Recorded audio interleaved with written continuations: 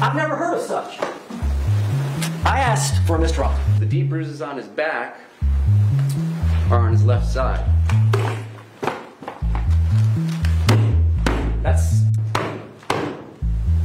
You don't have to accept that she put those marks on him while he was in there. The evidence doesn't support it. Doesn't tell the whole story. She lied. And then the detectives eventually get there and get her in the squad car. You hear the audio. Any scintilla of doubt about the depravity of the defendant's actions. Using that baseball bat to hit George Torres's fingers back in the suitcase when he attempted to save his life. Oh man, what a long week. I am very, very tired, but we are finally here at the end. We get to finally hear the closing arguments. Before we get to closing arguments though, the state is going to do their rebuttal. They're continuing from the other day. And today they said they're going to show us a bunch of text messages. Sorry, Shiro is just being active right now. What is going on, Shiro? He's active back there. But before we get to the rebuttals, let's talk about the jury drama that happened. I mean, it's really kind of a nothing burger, but for those of you guys who are curious, here's what happened. Members of the jury, before the state continues with their evidence presentation today, I just have a couple of questions to go over with you. Yesterday, there was an event in the courtyard of the Orange County Courthouse. Did anyone happen to observe that event? If you did, please raise your hands at this time. What do you mean by observe? We'll get to it. Okay. Okay. Did anyone happen to hear anything during that event? All right. And record reflects no hands have been raised. Did anyone see anything during that event? All right. Juror number 2, first row. Thank you, ma'am. Did anyone participate in that event? I can reflect no hands have been raised. Okay. Did anyone receive any writings or review any material from that event? I can reflect no one has raised their hands. Can the parties approach for a moment? Juror in seat 2 on the first row from right to left. You had advised, based on the court's question, that you had observed something. You said what does observed means. And instead of getting that out in front of every other juror, we just want to have that individual conversation with you now. So tell me what it is that you saw or heard or anything yesterday in the courtyard yesterday. When we were walking back from lunch, and we saw that they were gathered, and I asked the deputy if he knew what was going on, and he said it was somebody Bain talking about domestic violence. Okay. And you said we were walking. Who's we? Another juror. I don't want to say her name. Okay. All right.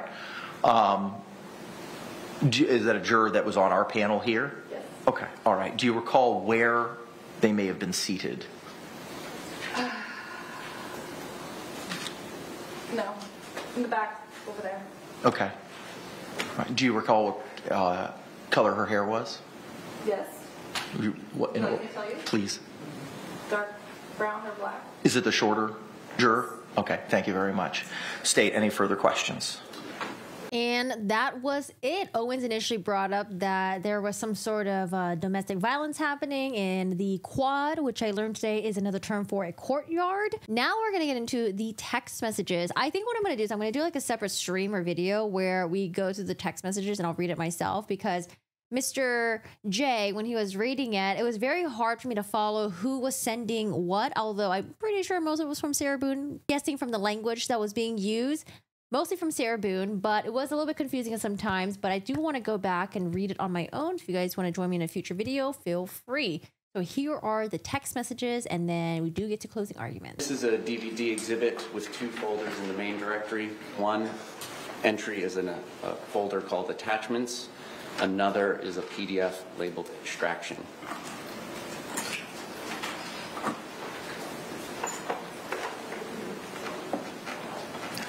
For the record, it is 108 pages, and the entire document will go back to the jury, and there will be a laptop provided to them to utilize this exhibit. For purposes of publication, I'm going to go by page number and date unless something requires more specificity, and for to and from, I'm going to just use the name of the contact if one exists, or the phone number if one doesn't. On page 1, creation time for notes, 7:49, asking Jorge or George not to be despicable to me, making more drink after he guzzled his and I shared mine.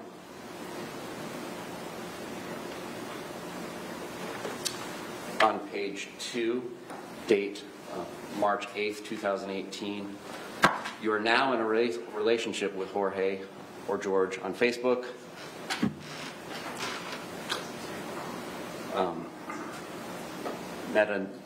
Metadata entry 100014, etc. for Jorge Torres to Sarah Boone, owner. Page 3, May 21st, 2019, from 407-716-8684 to Melissa. And he can still live here, correct? Or until I decide to finally get him out if he doesn't change, clean up his act after tomorrow.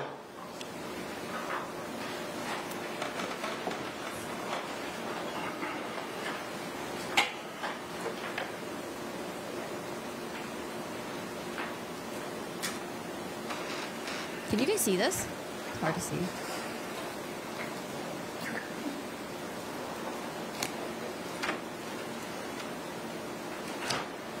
On page 9, May 30th, 2019, from a contact labeled as Mom, Jorge or George, to 407-716-8684, which I will just refer to as owner in future references.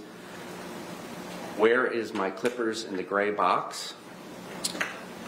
From owner to Mom, Jorge, all capitals, dumpster, separate message, like you, separate message, so is your 2 shirts, separate message, no more Rick and Morty. Oh no, not the Rick and Morty shirt.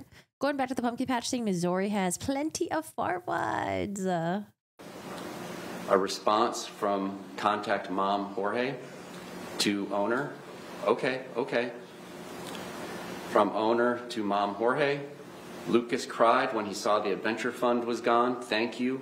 No wonder you're out. Fuck off. From owner. He's the one that broke it because you took it. From owner. Wanted to go on an adventure. On to page 10. From owner.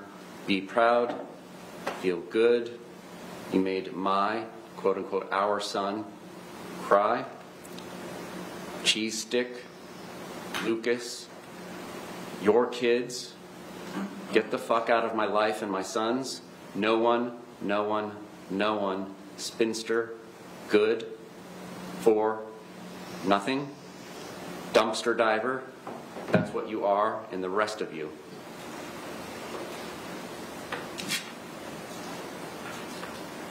Later on this same page, owner to Mom Jorge, get all of you. Mean, selfish, fuck all you. Your firstborn is a joke.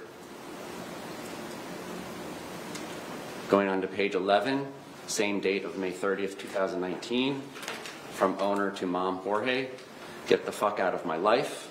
Lucas 2, bad influence. From Jorge to owner, I am, as you can see, go drink your life away. From owner to Mom Jorge, your kids are too. Yuck. Shucks, I only have 1. Beaters, your 3 together. Yuck. Going on to page 12. No, not all of them. Some of it is different. Like this one from 8684. This one's from 8904. So it's just like them texting each other. But yeah, I'm having a hard time tracking.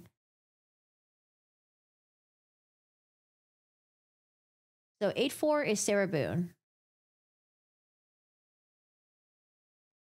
I think. Shucks, I only have 1. Beaters, your 3 together. Yuck. Going on to page 12, from owner to Mom Jorge, still dated 5/30/2019. Gross, and all the time, gross. Mom Jorge to owner, I love that guy. I love that guy. You're the one who kicked me out. Owner to Jorge, Mom, finally, get your shot together and check me out in 2 to 3 months. Hope you're there. Unless I find someone better. Shit. Together. From Mom Jorge to owner, are you serious? Are you serious? Owner to Mom Jorge, that's what happens? No. Mom Jorge to owner, I'm helping out Dad right now. Call you in a few. Owner to Mom Jorge, can you help me put out, fuck, off? Jorge, Mom to owner, how? No problem. From 267-216-5170 to owner, damn, you can only talk when you're drunk and talking shit. So which one is this one? This is... I don't know who this is. Owner to the previously mentioned 267 number. Stop calling, texting my phone. He's not here anymore. And it's damn. 267 number to owner. NP, you didn't have to be a bitch about it. No, so that's George. Owner Could be family and friends. to 267. Going on to page 13. Still May 30th, 2019. Yo, I like you all. He's a dick and the sheriff just left. Sorry I couldn't text back. I'll always respect you all. You know that. He's not here anymore. And yes, I am a bitch. So are you. Okay. 267 to owner. Look, I'm not here to be taking shots at you. I never called you a bitch. I said you were acting like one. I'm not going to be here going back and forth on some childish shit. Have a good night. Owner to the 267 number. Friends forever, thank you. Would love to chat sometime. Call his parents, I guess.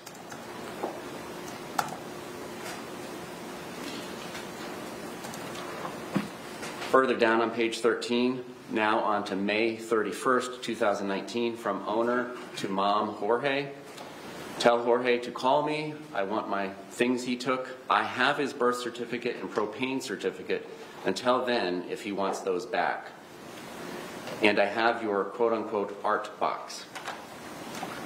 Mom Jorge to owner, stop being petty. I did not take anything that wasn't mine, I swear. Owner to Mom Jorge, you're a liar. I never can believe you from all the other lies. You stop being petty and take shit like you always do. Another one bites the dust, Jorge. Hope you're miserable like you've made everyone else. Mom Jorge to owner, I'm not lying. Owner to Mom Jorge, Lucas said he won't miss you either. When I get mine back, you'll get yours. Mom Jorge to owner, I didn't take it. I'm coming over in a few to get my stuff, and I'm coming with Jean and Melissa. Going on to page 14. Owner to Mom Jorge, go for it. Bring mine W.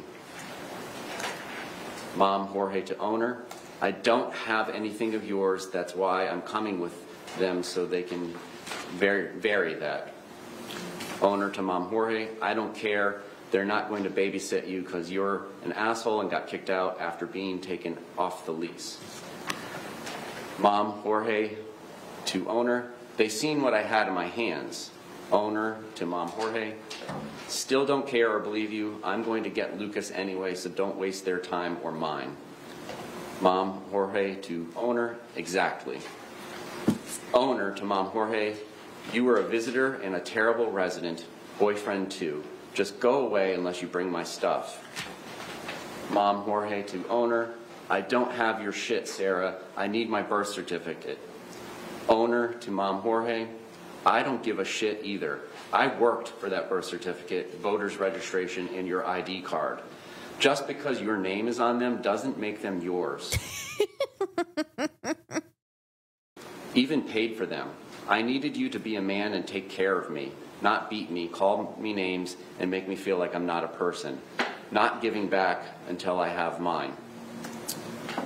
Mom Jorge to owner, whatever, Sarah. Owner to Mom Jorge. Next step is restraining order. Know that. You can come over here 100 times. Doesn't mean I have to open the door. Good one, Jorge. Go away.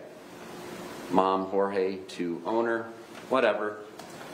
Owner to Mom Jorge. It's been a great day without you. Will be from now on.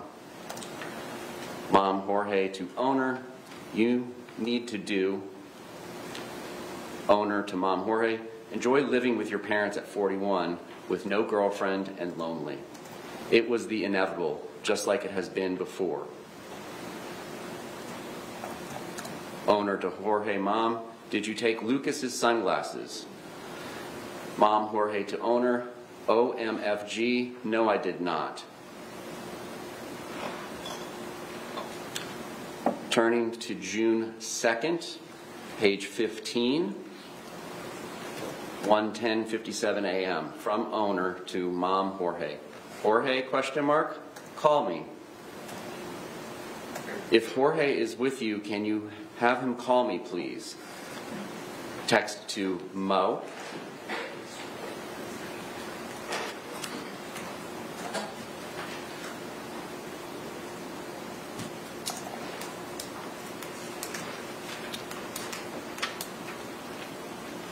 (1:18, 16 seconds on June 2nd.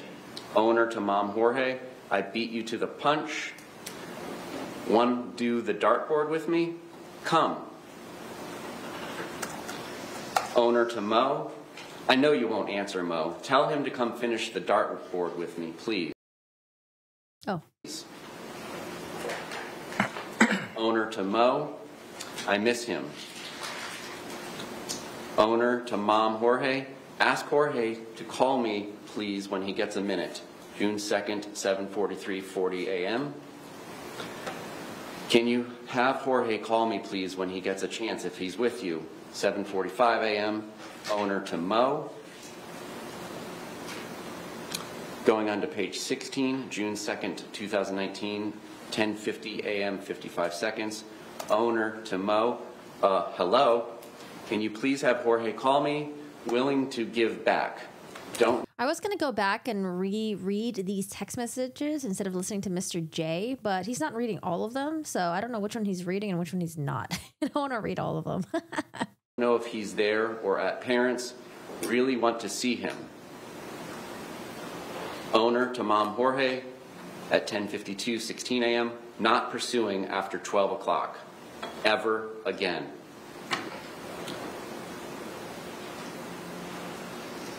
(12:19 p.m., 23 seconds. Owner to Mom Jorge. Please call. Come over. I'll come get you. Come over, please. I need a super hug. Hugs? Please. Need. You. 6:23 p.m. Owner to Anna. He doesn't live here anymore. Call parents or Mo in response to an incoming phone call that was made at 6:10 p.m. 54 seconds from Anna to owner. Entries 9803, 9804 in the PDF timeline, June 2nd, 2019. Image 0092.heic, captured 6:33:01 p.m. Image 0093 HEIC, captured 6:33:26 p.m. Publishing from attachments. Hey, Helen. Hi, girl. Hello from Ohio. Hello, hello. Image _0092, metadata showing 6/2/2019, 6:33 p.m.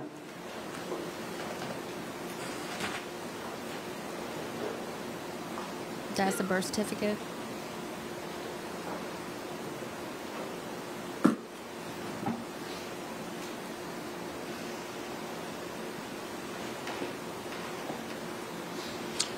And image or IMG _0093, metadata, date taken 2019, 6:33 p.m. What is this? Oh, she ripped him his birth certificate. So I think in America, if you want to get a job here, there has to be 2 forms of identifications that you have to give to them. And I think one of them has to be your birth certificate. I think it has to be like birth certificate and ID, or like birth certificate and social security card. I don't remember. But I mean, if George is like trying to like look for a job, he might need his birth certificate.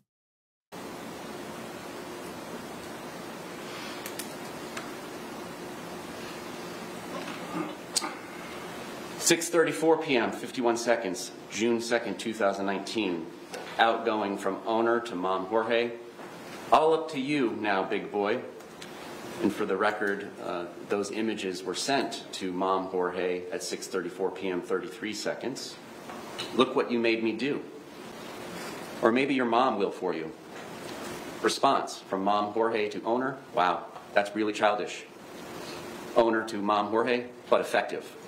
Mom Jorge to owner. Yeah, I see what you are doing. Did Lucas leave? Owner to Mom Jorge. I'm watching shadows. Be gone for good. Minus birth certificate. Mom Jorge to owner. Okay, cool. Enjoy. Owner to Mom Jorge. Am. Nice. You're not. And nice was from Mom Jorge to owner. Going on to page 17. This is still June. Well, she claims in a different text messages that she was the one who got it for him. I'm pretty sure your birth, maybe she got another copy of his birth certificate or something. But she's like, just because your name is on it doesn't mean it's yours. Okay, these are mine because I'm the one who helped you get these. June 2nd, 2019. Ugh. Mom Jorge to owner. Yes, I am. You are not, though. Owner to Mom Jorge. To who? Your mom? Brothers? Not me. Mom Jorge to owner. To everyone. Owner to Mom Jorge, but me. Mom Jorge to owner. I love you. Owner to Mom Jorge. I'm going out at 8. Get dressed. I've given you since noon. Peace out, Boy Scout. Mom Jorge to owner. I'm coming over with a handle. I was helping Pop all day cut grass. Owner to Mom Jorge. Yay you. Getting in the shower then out. Bye-bye. Mom Jorge to owner. Excuse me, can we approach the bench? Yes.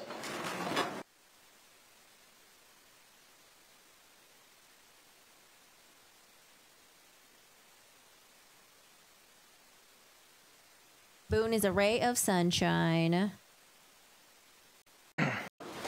Hello?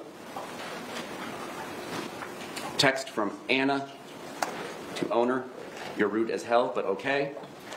Owner to Anna. Your dad is a POS, but okay. At least you know and will stop calling. Owner to Anna. Futile.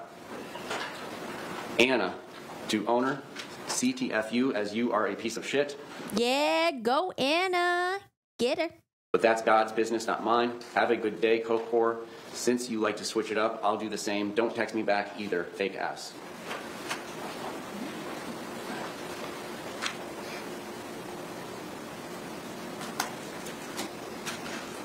Dude, she's fucking crazy, man. She's like texting his family members and stuff, talking shit about George. Going around the neighborhood, calling the friends, the workers, police officer. Page 20 of 108, June. Anyone that was forced to listen. 9th, 2019, from owner to Philip. He's off the lease. The process has begun. Oh, is it? U.S. passport or driver's license plus social security card? Gotcha, gotcha.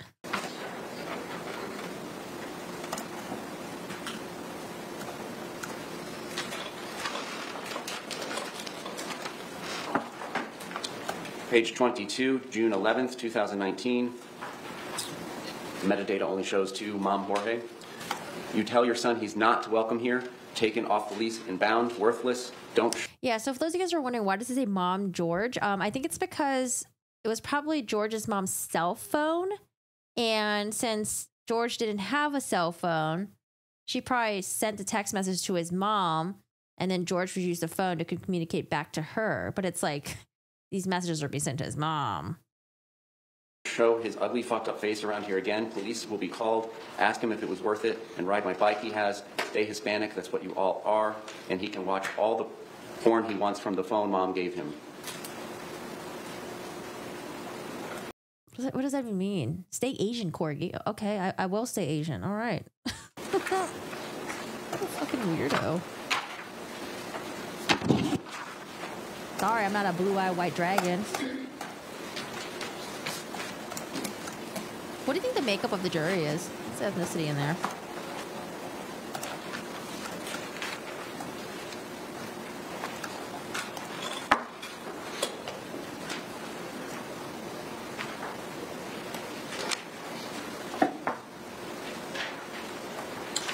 Page 26, June 14th, 2019, 11:38:56 p.m. To Mom Jorge. Wow, congrats, blackouts and whoring. We wanted to see him. Hot house, 7 people. Mission to work on my bike. Repeat. Candy Crush. Fuck himself. Shit job. True, Karen Bluebird. I thought Sarah was so afraid of his family. More lies from SB. She wanted the police to think that she was in fear of my life from George and his mean Hispanic family. They're going to come after me. Notice they never went after her. Months passed by. I don't see them going after her. Repeat.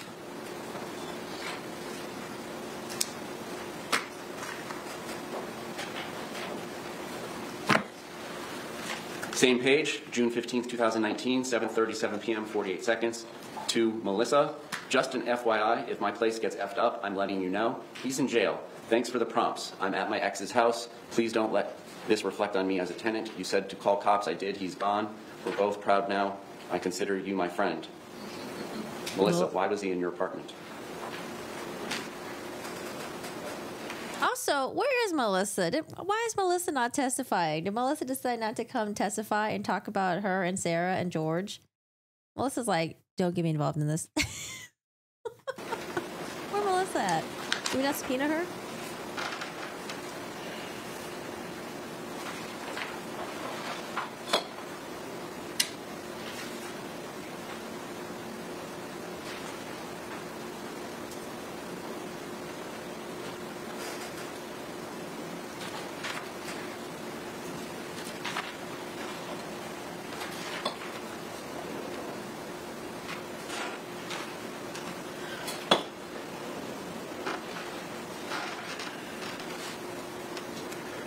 Page 38, notes, creation time, June 26, 2019, 5:56:57 a.m. 6:14, X videos, 10:03 a.m.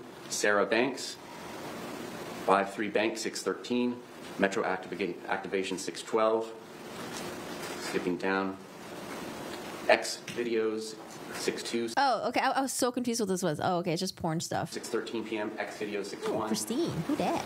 X videos 5:31, 9:56 a. Who's Christine? Pren FB. Going to meet up? Question. Calling her beautiful? Question. Said she thought you were avoiding her when down here. Said no. I was not beautiful. FB-nonchalant Quay. Thanks for adding me. You are exquisite. Facebook messaging Camille 6:13, 9:42. Facebook. Or FB, Pamela Erickson, sending pictures of yourself, telling her good morning, 7:14, 12:13 a.m. FB-Crystal, going to woo her, sweep her off her feet, going to change her mind. Luck is my middle name. Sent her pics, kiss emojis, called her beautiful after returning to the convo. Said you had to pick up your brother, sent pics of beer. Sent her struts, could have been me. Sent her songs, but not me. Messaged bunny kiss emojis, convo. Sent puppy kiss emoji. Would love to take her out and see a movie. Told her about what we do in the shadows. Would love to watch Creed 2 with her. Want to snuggle with her and eat popcorn. Sent heart-hugging animal emoji. Want to play a board game with her. Or maybe this is Sarah's history. Asked to FaceTime call her. Called her amazing. I mean, Mr. J did ask her in cross-examination. Could have been you that was watching porn? Messaging at 7:30 a, 6:14, 6:15, 2 days.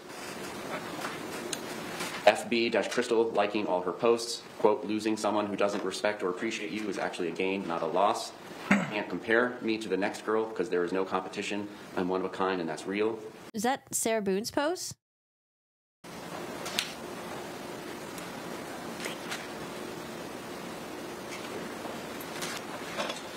Continuing on to page 39, same note. Oh, is that her copying and pasting? Okay. I think she copy and pasted that from other sources and then put it all together and then texted that to George. Okay. I think. I found everything on your phone, all your messenger texts, telling Christine you want to meet up with her when she's here, calling her beautiful, thanking nonchalant Quay for adding you and calling her exquisite, telling Pamela Erickson good morning and sending Pamela Anderson pictures at 12:38 a.m., messaging Camille, then the whole 2-day convo with Crystal, how dare you, and send pictures wearing my wedding ring. You're a cheating, lying scumbag. I will never trust you. Why don't you put your mugshot up, or I will since I have your phone, and log in. And tell everyone why you were in jail for the 3rd time. Let them know you beat your wife, and she put you there because she couldn't take it anymore. I want nothing to do with you ever again. I've become a different person since you've been gone, with less stress, anxiety, and worry. I feel safe, comfortable, happier with you not here or seeing you at all. I can say through I do have heartbreak after going through your phone. Thank you for always proving me right. I knew when you told me your mom gave you one that you'd be back to your slimy ways. You will never change. I hope it was all worth it, all of it, including losing my debit card for the 3rd time to buy beer and cigarettes, which put you back where you belong. I know for a fact you were not worth any of it. I just can't believe after everything I've done for you, including all I did to get you out of jail, and you do this to me. This is cheating. Goes on to page 40, goes on to page 41. Why did she pretend to not know who Crystal was and the other women that George was online texting and stuff like that? And ends with never truly yours. It's not like she didn't get to see the evidence. Copy paste stuff.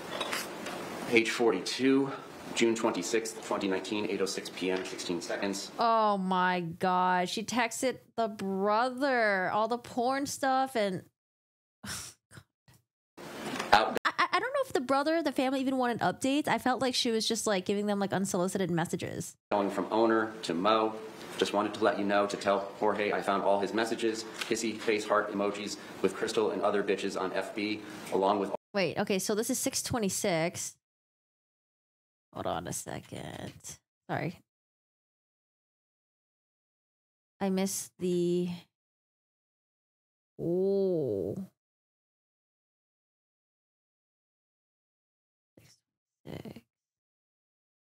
616.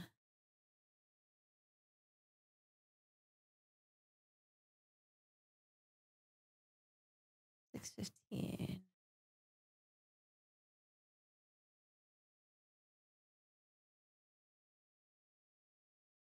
$6.15 is when he was arrested around that time. 6:15, 6:18 he was arrested.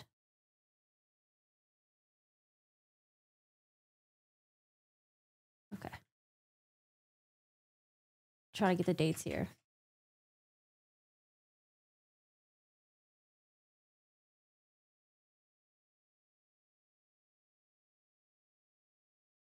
To page 41 and ends with never truly yours.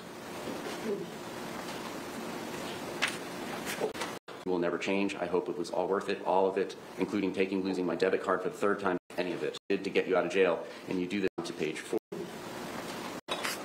Page 42, June 26th, 2019, 8:06 p.m., 16 seconds. Outgoing from owner to Mo. Just wanted to let you know to tell Jorge I found all his messages, kissy face heart emojis with Crystal and other bitches on FB, along with all his porn after he swore to me he wasn't doing any of that anymore. I'm not doing anything more for him, and he will try and keep him in jail as long as I can. Cheating snake weasel. Ask him all about it or have your parents the next time they talk to him. I'm not anymore. So hurtful after all I've done for him. He can rot in there for all I care. Going on to page 43. To Mo from owner, and I will be there for the hearing next week and his arraignment on both charges. Peace out, fucks, aka Torres.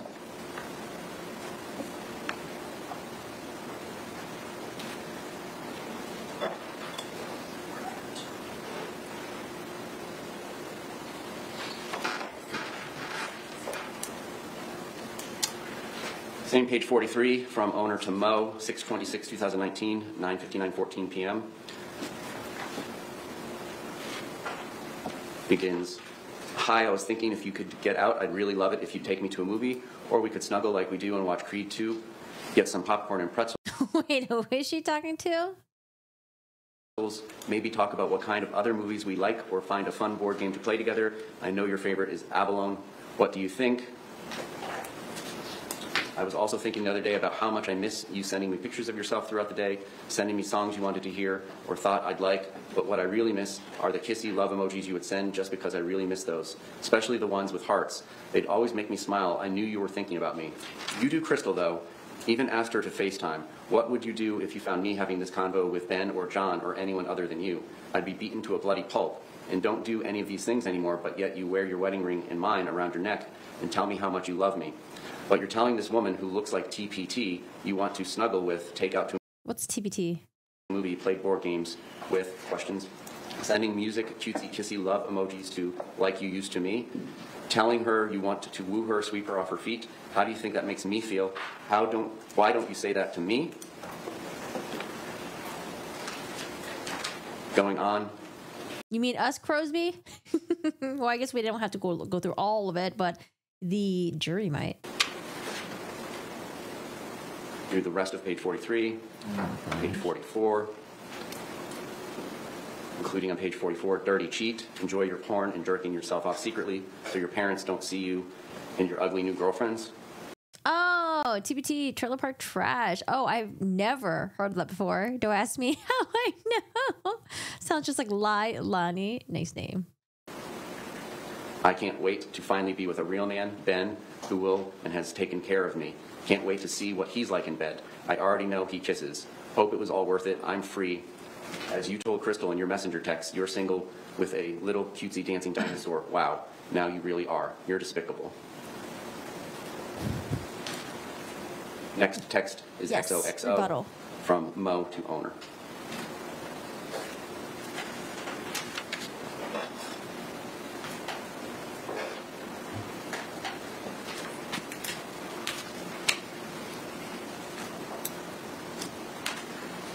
Page 50, 6/28, 2019, 10:55:47 p.m. from owner to Mo. Just know, I can do so much more damage than all of you put together. Know that. Going on to page 51. Try me.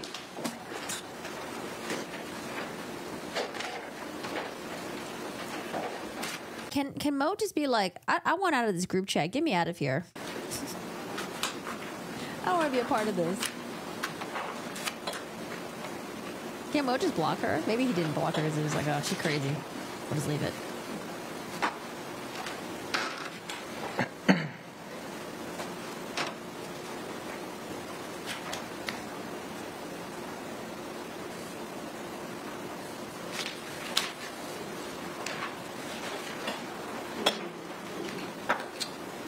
Page 72, July 20th, 2019, 11:34 p.m. From Janice to owner. Ooh. Sorry it's so late. I just read your text. He seemed fine when I saw him at your apartment this morning. He answered the door right away, but was quite bummed out that he overslept. But I was okay and told him no problem. Just get ready. Come to work in about half an hour. Then I texted our phone and asked if he would rather work the afternoon shift and get some more sleep, but he never answered. So I have no idea what he is, where he is, or what he's doing. What happened last night because he had a black eye? He said it was new because I asked him and I told him to put makeup on and he said that he had it taken care of. Did you two get into it again? He acted like when I told him he had a black eye the first time, he didn't know what I was talking about. I guess he kind of blacked out. You can call me back if you want. Janice. So I'm assuming Janice is like maybe George's employer. No metadata, but from Janice. Sorry it's so late, but he never answered, so I have no idea where it was. I asked, did you two know? 11:30 p.m., 38 seconds. From owner to mom, Jorge. What the fuck are we looking at? I can't see nothing. Go back to the screen. Janice just called me looking for Jorge and she's pissed. Congrats. Janice is pissed. All right, they didn't want me reading it. That's why. They're like, no, Corgi, you sit the fuck down and let Mr. J read his damn text messages, okay? I'm like, okay, fine. Fine. I was just trying to wake up, you know.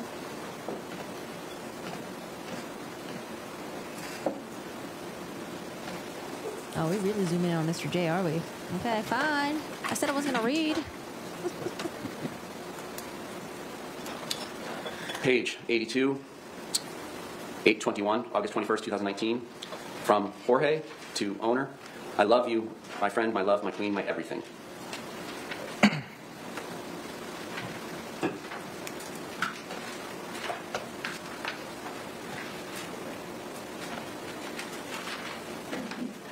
Now that concludes everything I'm going to publish to the jury on this exhibit. Okay. Judge, will we report today? Yes. I don't know why we zoomed out like this. It's not even a good thumbnail.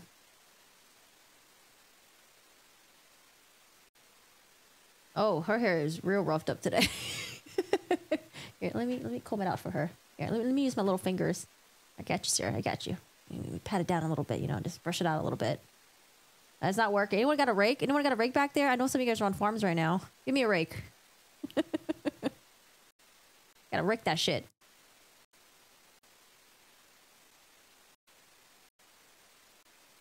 Man. I mean, we know the attorneys and the assistants are behind her. I don't know why they're just like, just one stroke, one stroke, one stroke. One stroke would do. Oh. Oh my gosh.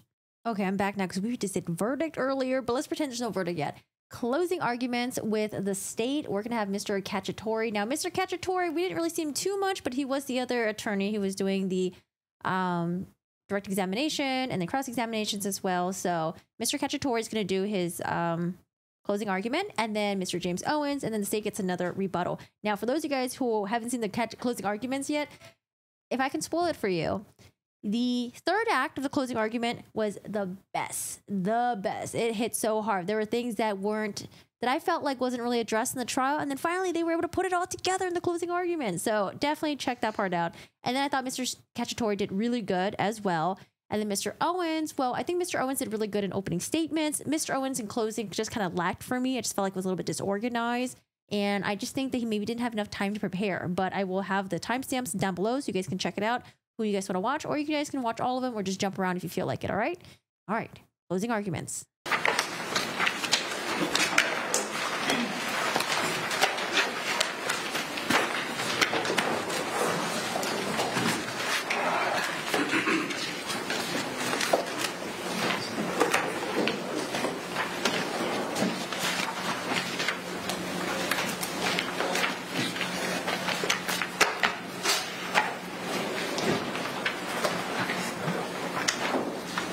This is a box.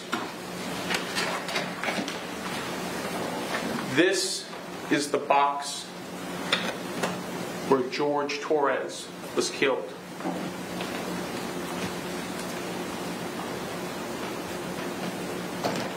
It's a small box, 28 by 20 by 8 7/8 inches. George Torres was zipped up in this box. George Torres took his last panicked breaths in this box. The medical examiner explained to us that with each breath George Torres took in, there was less oxygen in this box.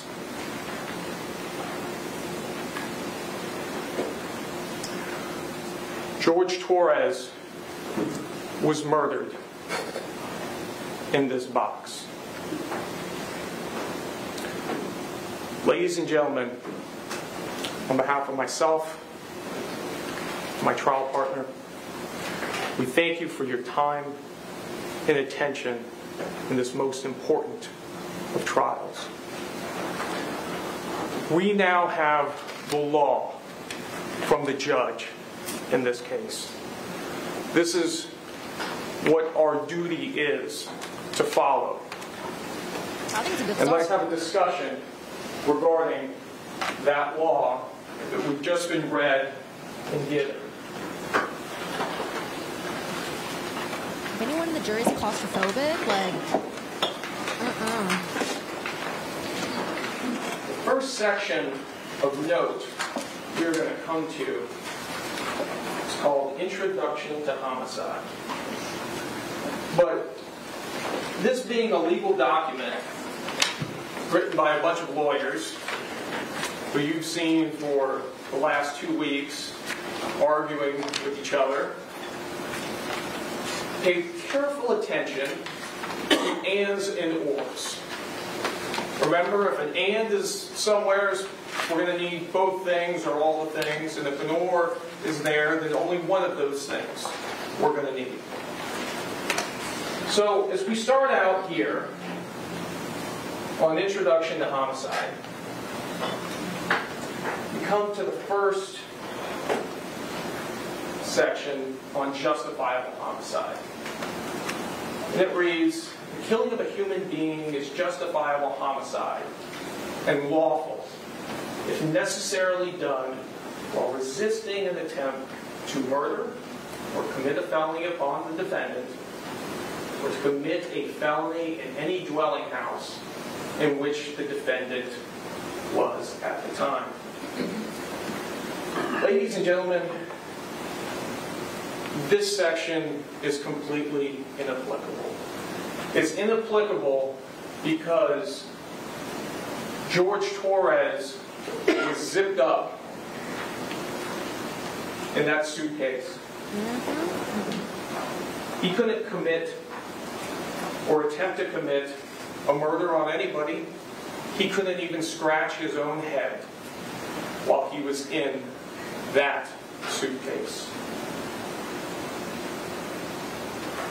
Next, we turn to excusable homicide. Here we have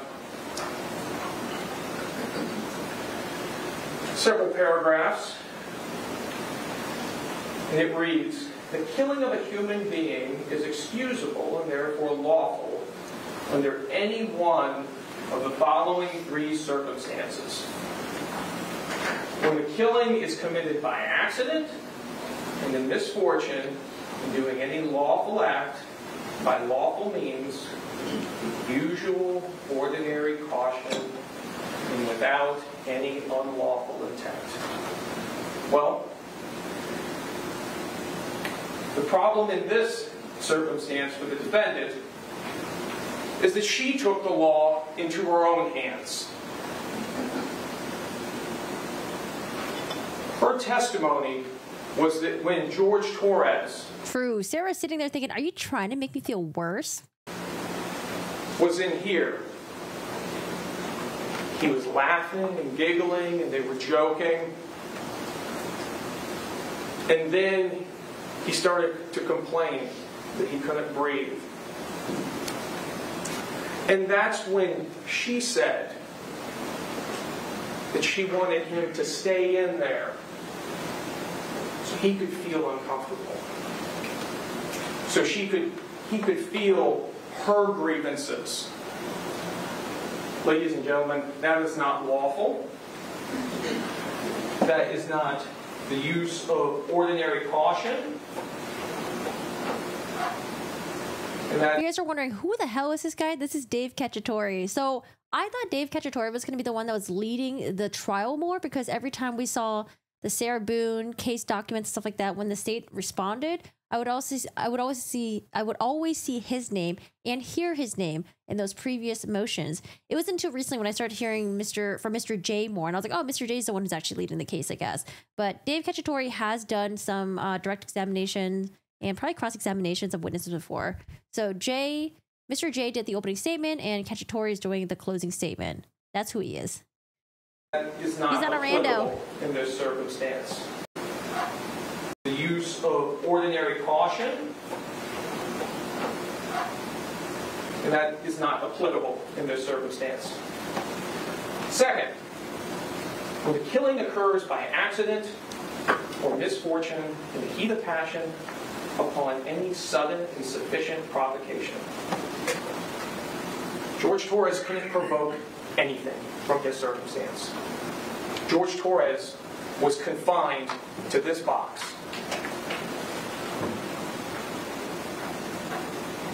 Next, when the killing is committed by accident and misfortune resulting from a sudden combat, a dangerous weapon is not used, and the killing is not done in a cruel and unusual manner.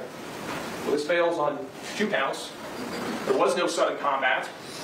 In her words, this was laughing and joking, and we're all having fun, when she decides that it's going to get a little extra real for George Torres. And it fails on the 2nd count because George Torres was killed in a cruel and unusual manner.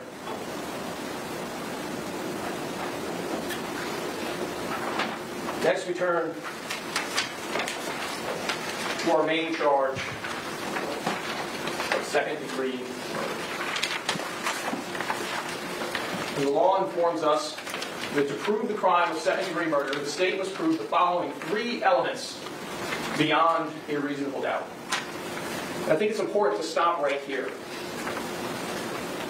This sentence right here is telling us what has to be proven in order for the crime of 2nd degree murder.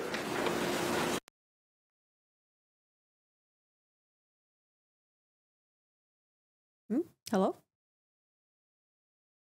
What has to be proven for 2nd degree murder? Let me just refresh, I guess.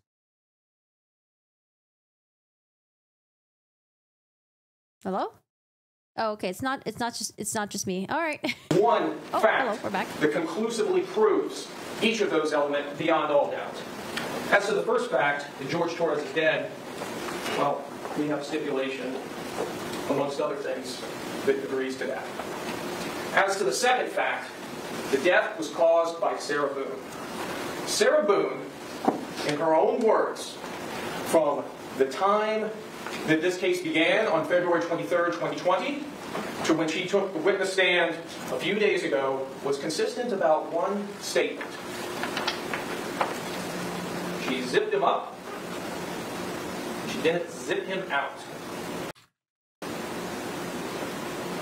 She zipped him up in the suitcase, and she refused to zip him out. 3,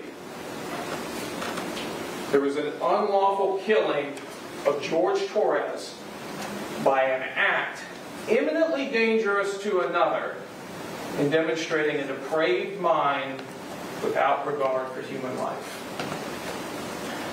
The law goes on to define for us what a depraved mind is, and also what an act is.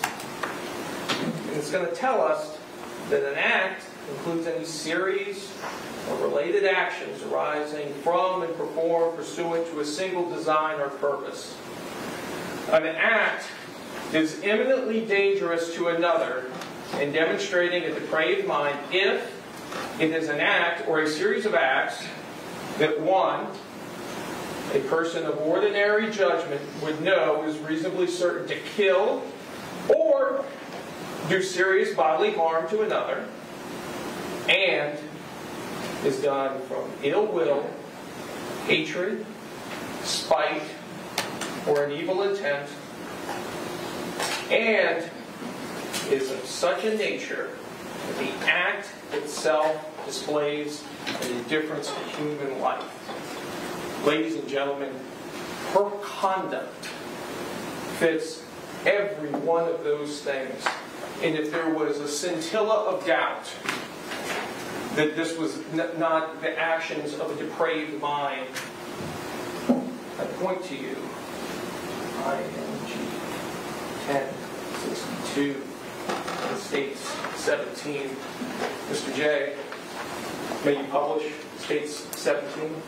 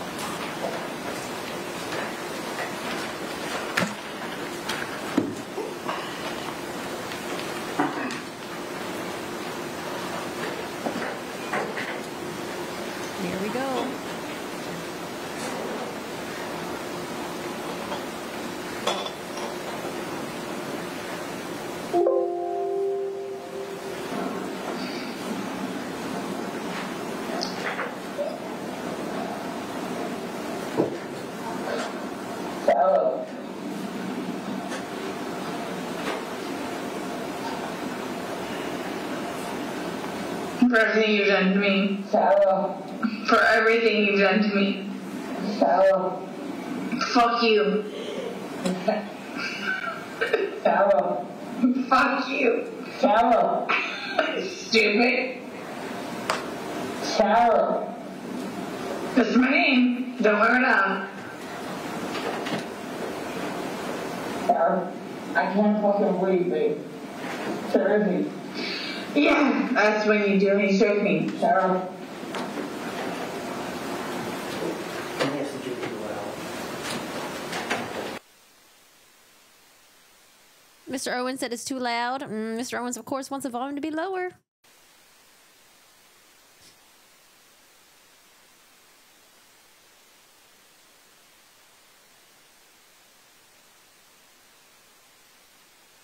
Yep, hopefully this is the last time any of us has to watch this video.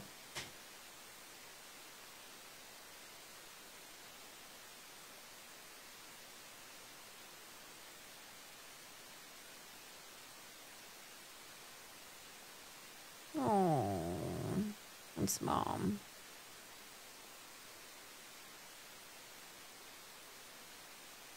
Oh.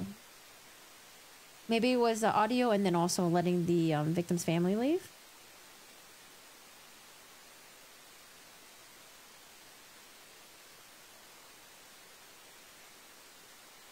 I wonder if they got a heads up that that audio was going to be played. I wonder if they're going to play any other videos on Sarah's phone. Because there's some sad ones on there. Oh, is that Sarah? Oh, I didn't recognize who that was. I was like, who's that lady?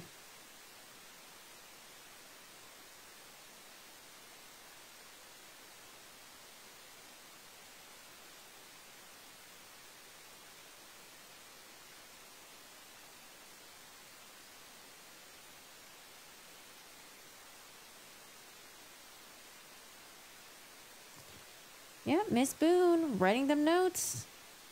Still no emotion.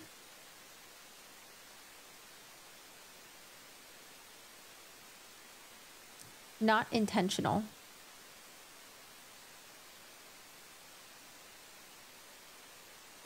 You may continue. I believe all downstairs. Sarah.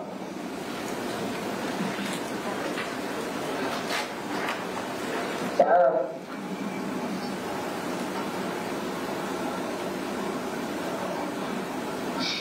Sarah, I can't breathe, babe. That's on you. Sarah, I can't breathe. It's on you.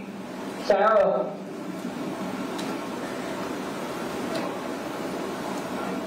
Real ransom. Now you want to give it for it extra. Here, look at this. Sarah. Real ransom.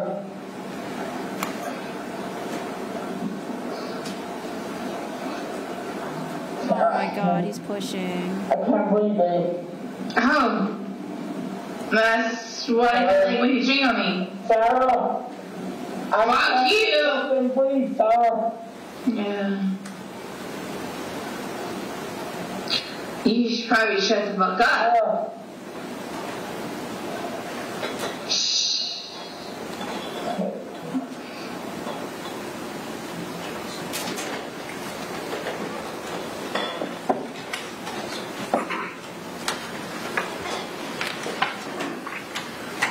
Ladies and gentlemen, that exhibit removes any scintilla of doubt about the depravity of the defendant's actions.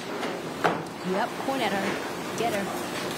But we know from the evidence that this was not the first time she had considered killing Jorge Torres. We know from the evidence that on January 13, 2020, approximately 1 month prior to Jorge Torres' murder, the defendant had a text message conversation. Please do something with yourself, Sarah. God bless you. and bless you and all of you too. I'll get rid of him, then I'll be better. Torres. But ladies and gentlemen, in this case, the law actually specifically tells us that the intent to cause death is not necessary. In order to convict of second-degree murder, it is not necessary for the state to prove the defendant had an intent to cause death.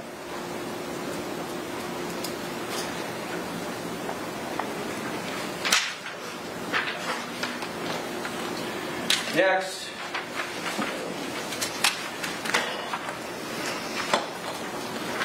we turn. I'm going to bypass the lesser included offenses because though she is guilty of those offenses as well, the law instructs us that she is to be convicted of for the highest offense in which the evidence supports, which is second-degree murder in this case. So turning our attention towards voluntary intoxication.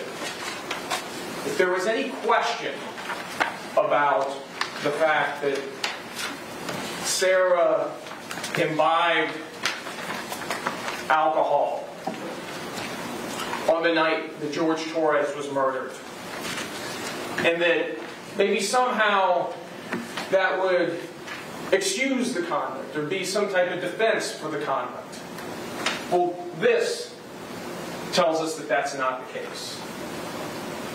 Voluntary intoxication resulting from the use of alcohol is not a defense to a crime. Evidence of a defendant's voluntary intoxication may not be taken into consideration to show that she lacked the specific intent to commit any crime.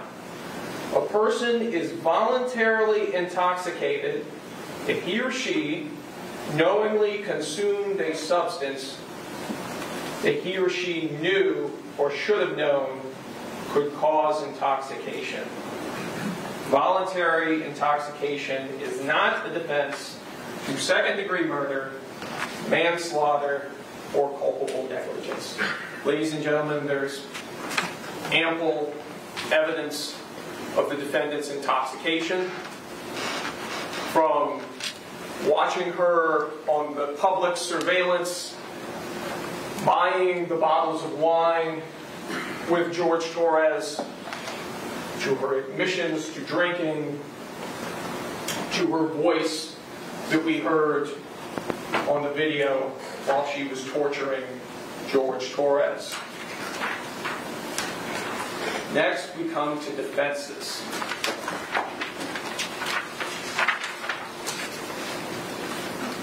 Yeah, it's not an excuse to be drunk, be intoxicated, and blame it on alcohol. First, we come to the justifiable use of deadly force. It tells us it is a defense to the crimes of second-degree murder, manslaughter, and culpable negligence if the actions of Sarah Boone were justifiable use or threatened use of deadly force. Sarah Boone does not have the burden of proving that she was justified in using deadly force. Instead, for you to find Sarah Boone guilty, the state must prove beyond a reasonable doubt that Sarah Boone was not justified in using deadly force. The law on the justifiable use of deadly force is as follows. Sarah Boone was justified in using deadly force if she reasonably believed that such force or threat of force was necessary to prevent the imminent death or great bodily harm to herself. Sarah Boone had no duty to retrieve. Ladies and gentlemen, in a few moments, Mr. Owens will rise, and he is going to show you. Make it sound like Owens is like a zombie or something. Owens will rise from the dead. This. Owens will rise up. He's gonna rise up. And this.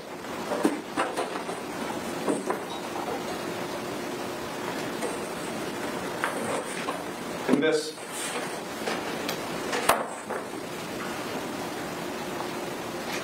Rise, Owens, rise. And he's going to talk. And this as well. About the list of grievances that Sarah Boone had for George Torres. He's going to talk to you about curtain rods. Owens the Walking Dead. He's going to talk to you about black eyes.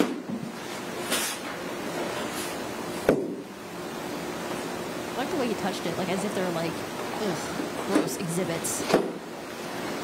He's going to talk to you about what an awful, awful boyfriend George Torres was.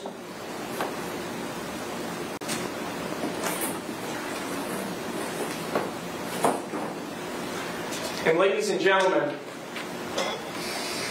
at the end of all of that, it still will not change the fact that the defendant is not entitled to the justifiable use of deadly force. Because as we continue to read this instruction, it tells us, in deciding whether Sarah Boone was justified in using the use of deadly force, you must consider the circumstances at the time the force or the threat of force was used. Danger need not have been actual. However, to justify the use of deadly force, the appearance of imminent danger must have been so real that Sarah Boone actually believed that deadly force was necessary. Moreover, to justify the use of deadly force, and this is important, a reasonably cautious and prudent person under the same circumstances would have believed the use of deadly force was necessary.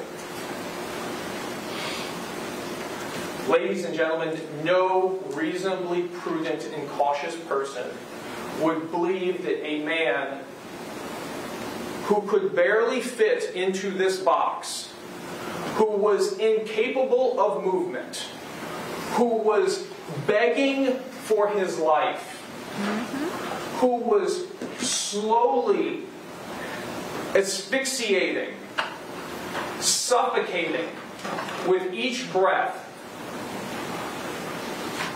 would have needed to use deadly force against him.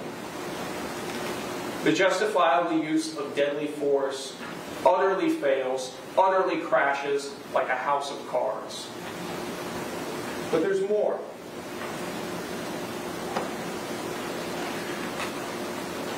However, the use of deadly force is not justified if you find that Sarah Boone used force to initially provoke threatened use of force against herself.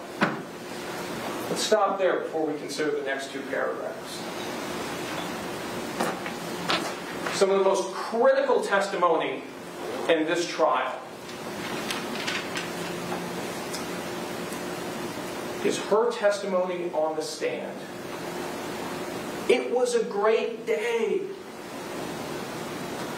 We were doing puzzles and artwork, dancing with the dogs, listening to music. Tag, you're it. Hide and go seek time. George gets into the suitcase. she comes and zips him up.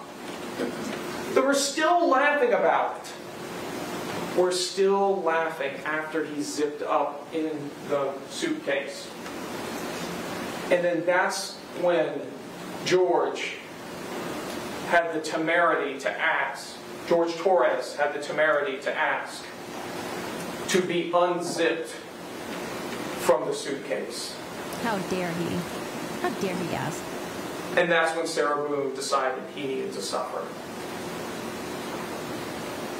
She was the initial aggressor, ladies and gentlemen. She provoked the use of force in this case. In her own words, we were laughing and playing right before he wanted to be let out because he couldn't breathe.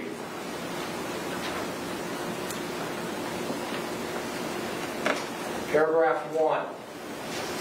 The threat of force asserted toward the defendant was so great that she reasonably believed that she was in imminent danger of death or great bodily harm and had exhausted every reasonable means to escape the danger other than using deadly force on George Torres.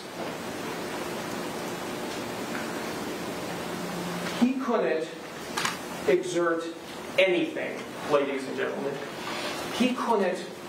George Torres couldn't even exert his arm out of the suitcase. How on earth could he have exerted a force so great to justify his... Judge, I object. Approach. Exactly. I know where he was going with that. Exactly. How could that have been such a threat to her? The finger's coming out. I'm sorry, but if the fingers were coming out and it takes a long time to unzip the suitcase, that's enough time for her to get the hell out of there. Call 911. If she doesn't want to leave because it's her house, that's fine. Then call 911. You saw how many times she called 911 and didn't have issues. Objection overruled. Overruled. Sorry, Owens. Get down, sir. This is of no help to the defendant. Second paragraph. In good faith, Sarah Boone withdrew from physical contact with George Torres and clearly indicated to George Torres that she wanted to withdraw and stop the use of deadly force. But George Torres continued or resumed threatened use of deadly force. Don't rise, Owens. Ladies and gentlemen, George Torres never got a chance to do anything. George Torres never was able to mount any aggression towards the defendant. Therefore, this paragraph is inapplicable. And the law tells us as well that physical contact in this case includes any restraint on George Torres's movements. The law also tells us, again, you find that Sarah Boone, because of prior threats or difficulties with George Torres, had reasonable grounds to believe that she was in danger of great bodily harm, of death or great bodily harm at the hands of George Torres. You may consider this fact in determining whether the actions of Sarah Boone were reasonable. Now, we're going to get to battered spouse syndrome in a moment. But again, I submit to you, this will be the opportunity for the defense to air grievances in regards to George Torres. But again, those grievances will not change the law, and they will not change the fact that the justifiable use of deadly force fails as a defense for the defendant.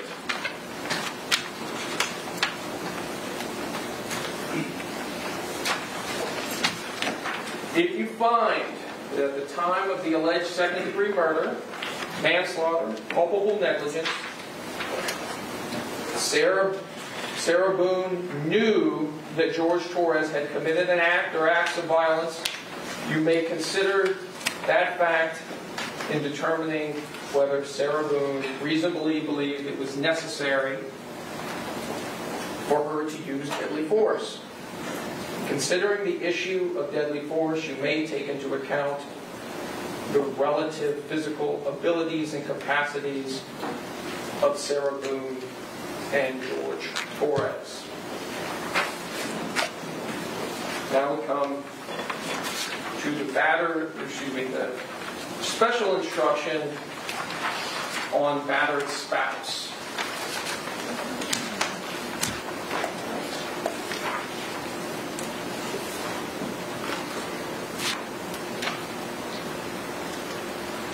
You have heard evidence that Sarah Boone suffers from battered spouse syndrome.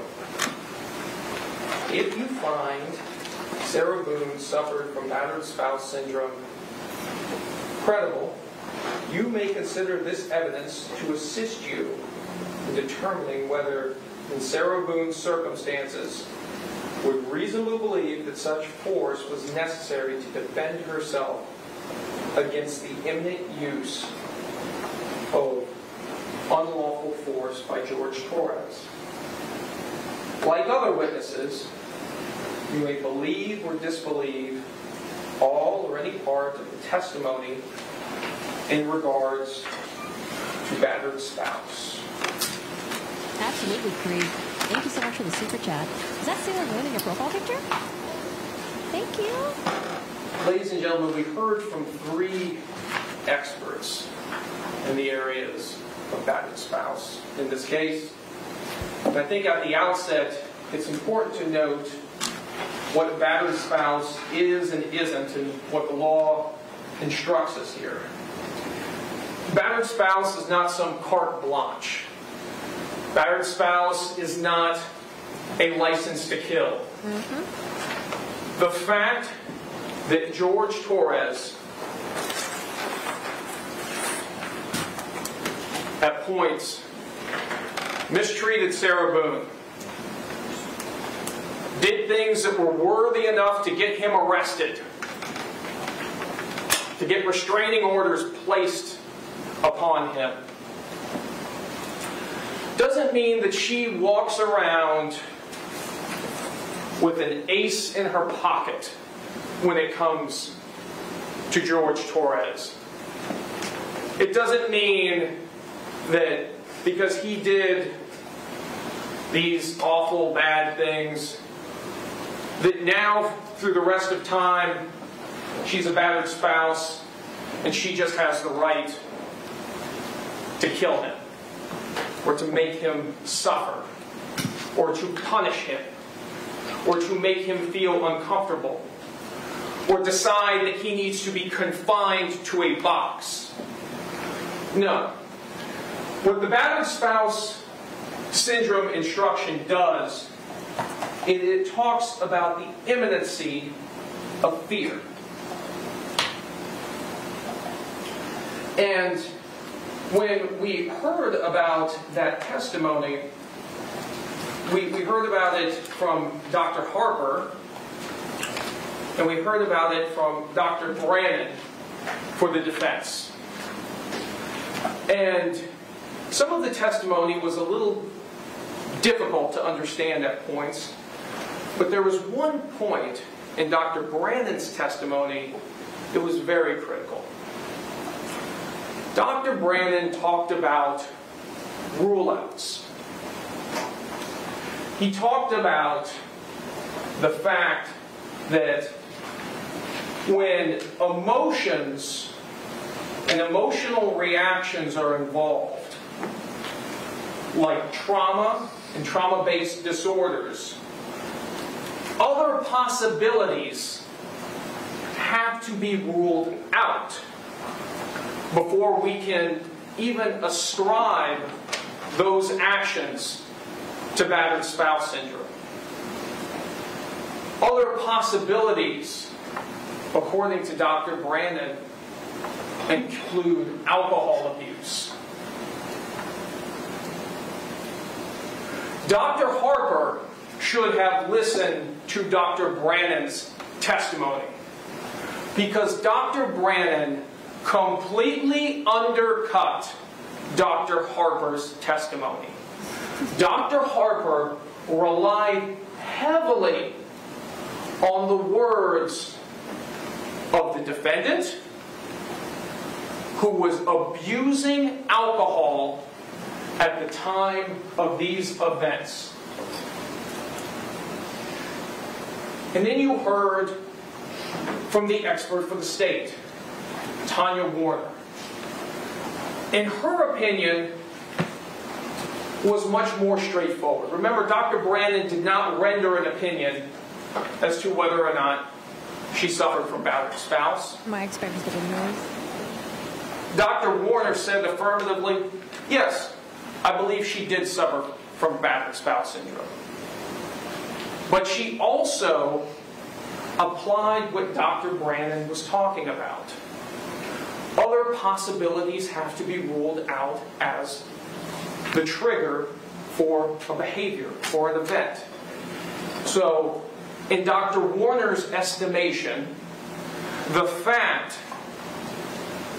that at the time of this incident, they were laughing and joking and carrying on meant that the trigger was not domestic violence or some threat. In the defendant's own words, the trigger was him wanting to get out and her being reminded of the bad things that he had done to her. That's not imminence of fear. That's a reminder of bad things a person has done. And again, even if you were to believe that she was battered spouse triggered at the time of this event, it still does not save the day. Because all the battered spouse trigger law tells us is that it goes to that imminency requirement. It doesn't say there's no imminency requirement. It doesn't say that, look, if you're suffering from battered spouse and you're triggered by battered spouse, then, hey, there's no more imminency requirement, do as you wish. It just gives the ladies and gentlemen of the jury another thing to consider in determining whether or not that threat was imminent. I always wondered why she recorded it to begin with. After seeing all the footage, I'm convinced she thought this was going to be more proof of his abuse, but misjudged the situation, then forgot. I mean, honestly, why does anyone record anything, right? Why do you whip out your camera? Why do you record on videos? Because you want to memorialize it. You want to cherish it. She probably wanted to watch it back later on and be like, look at what I did to you, George. Look at how I humiliated you. Or she wanted to, you know, maybe she was hoping that he would die and she would just cherish it afterwards. But was she really thinking? Or she was drunk as fuck. She was just drunk as fuck. But, I mean, that shows a depraved, sick person. A trophy. Yeah. A sick trophy, yeah. She was like, what are the word? What's the word? Oh, she was relishing in it. And we know from the evidence, we know from the videos, there was absolutely no threat. And we know there was no threat because George Torres never got out of that box. He was never got out of that box until sometime on the early afternoon of February 24th. Mr. J, can you please publish from stage 21? Mr. J.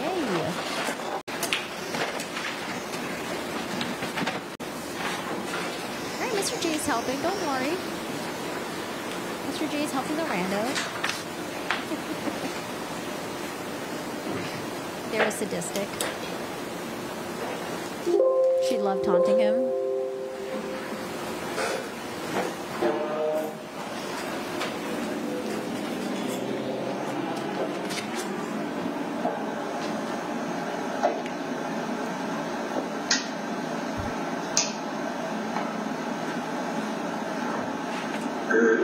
I'm going to go to court and I'm going to tell the judge, listen, my fiance has nothing to do with this. It's all my fault. We were both drinking and got out of hand. It's an isolated situation. It has never happened before. I love my fiance. She's a good woman. Her being in trouble in her life, she has a 7-year-old son that she loves and cherishes. A blind Boston Terrier. She has 2 dogs. One is blind, one is deaf.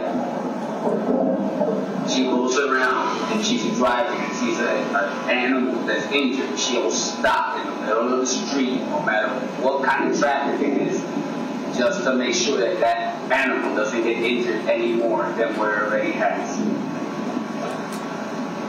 We both love each other. We both live together. Yes, every relationship has their arguments. But we are not the type of people that you guys are portraying us to be. She especially. Especially her. So please, if you can, Dismiss this case. Closed. Drop it. She is not the type of person. Good person.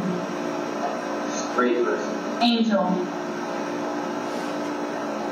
I know she'd be an angel. She's close to it. Best thing that has ever happened to you. Yes, ma'am. And I love you to death. And I hate that we're going through this right now.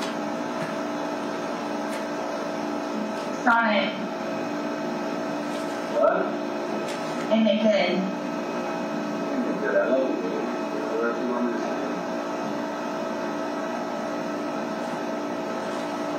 God will prevail. What did she say? Hold on, I missed that part.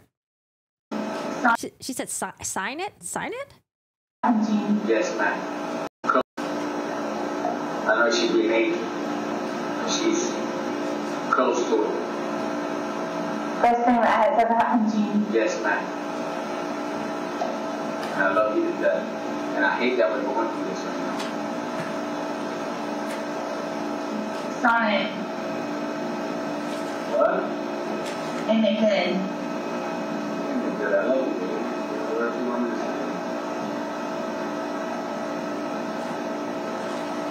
God will prevail and will take us out of this situation.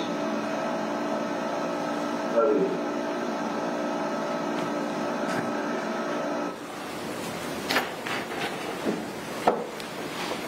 Clearly, George Torres is dominating the defendant. Clearly, George Torres is the one telling the defendant what to do. Clearly, George Torres is the one calling the shots at 4748 France Lane. Ladies and gentlemen, are we so sure that George Torres wasn't the person suffering from battered spouse syndrome?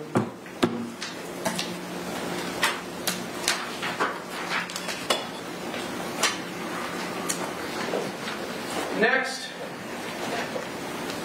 we're going to come to the justifiable use of non-deadly force. The language and the arguments are pretty close to what we've already heard in the deadly force instruction, including the key language that it requires a reasonably cautious and prudent person under the same circumstances would have believed that the use of non-deadly force was necessary. Ladies and gentlemen, I submit to you that this was not a case of non-deadly force. George Torres lost his life as a result of these actions. We have heard the testimony of Dr. Sarah Zadovich, who described his cause and manner of death, who described the mechanism of death, how that oxygen dissipated in that suitcase. And when we also look at the imminency, we heard in opening statements by Mr. Owens that, the big threat in this case, the awful threat, was in the magic 9 minutes That was recorded. between the video at 11:12 that she took torturing George Torres to her follow-up video at 11:23 after she had moved the suitcase. Mr. J, that you published from States 17, IMG 1063.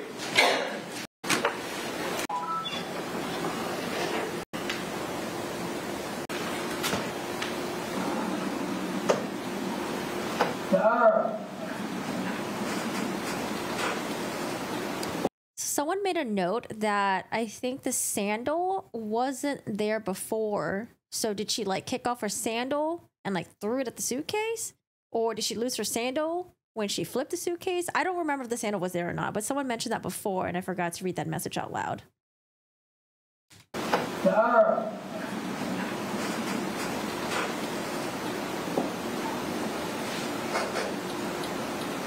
Oh, that's his shoe?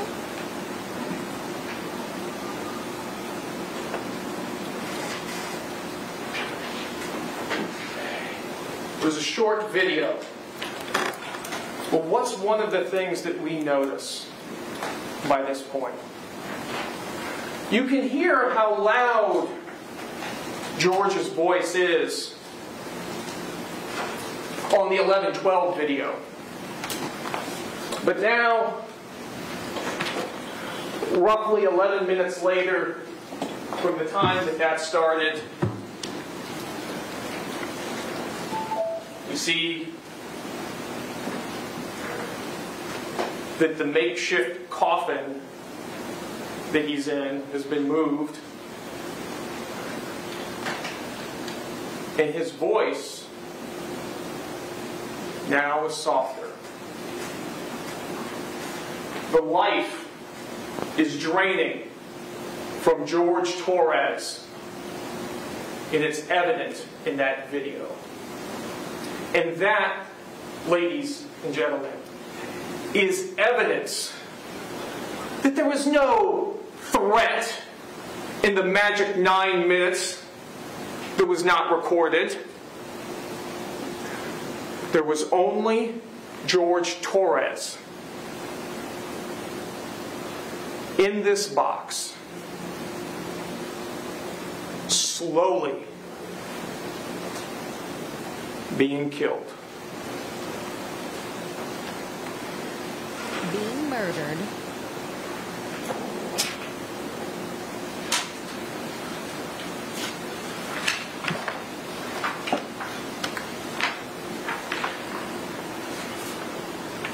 Next, we come to weighing the evidence.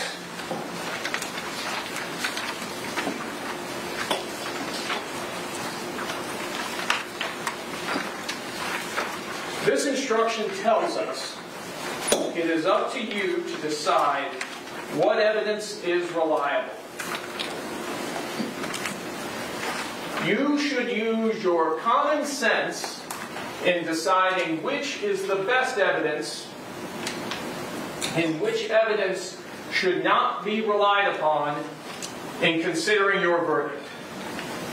You may find some of the evidence not reliable or less reliable than other evidence.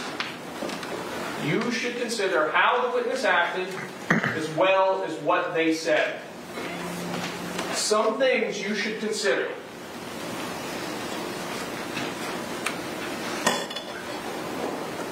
Did the witness have an opportunity to see and know the things about which the witness testified?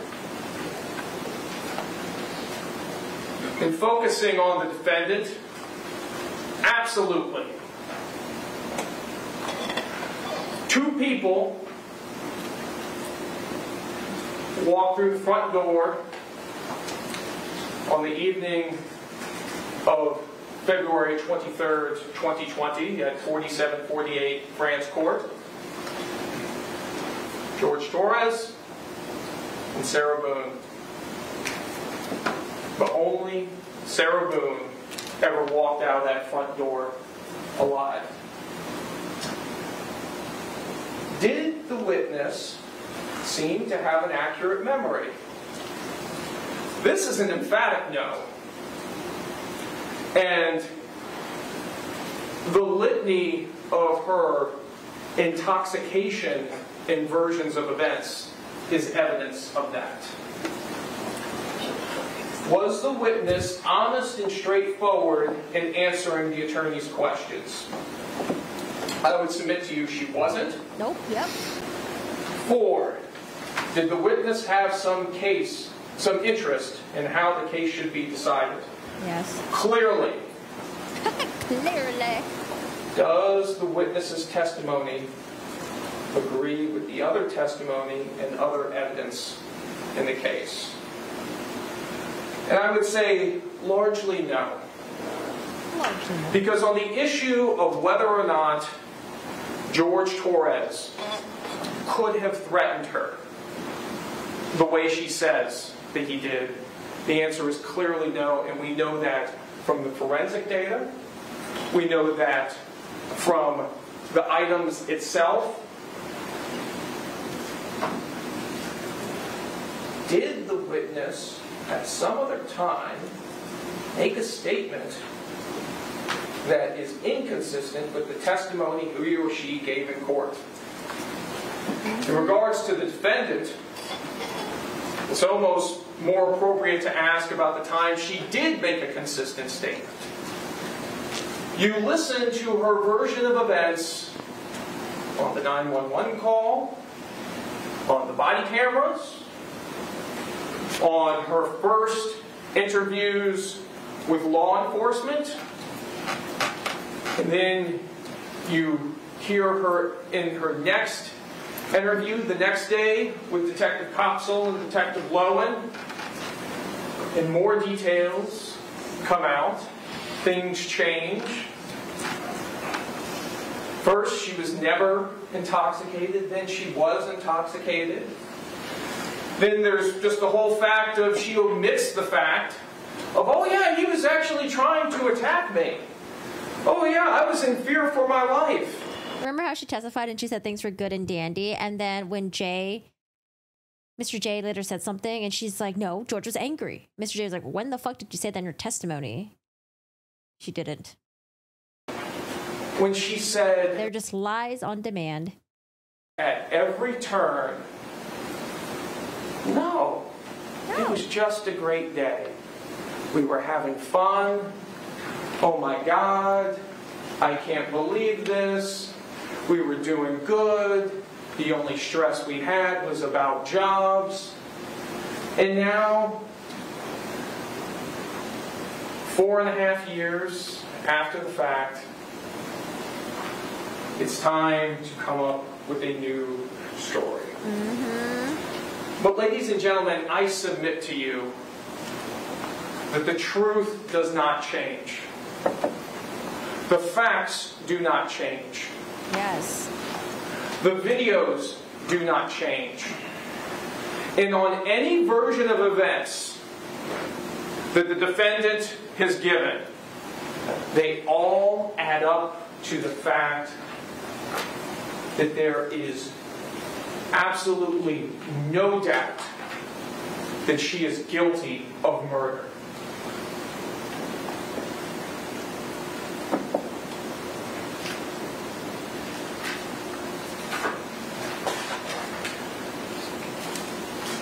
I ask you, ladies and gentlemen, do you have any doubt about the defendant's guilt? Yeah, I don't know. I wonder if he's going to really emphasize more on the... Did he briefly talk about the bat? I would go on more and more about the bat. And yeah, the neighbors hearing the loud boom coming down the stairs. Yep.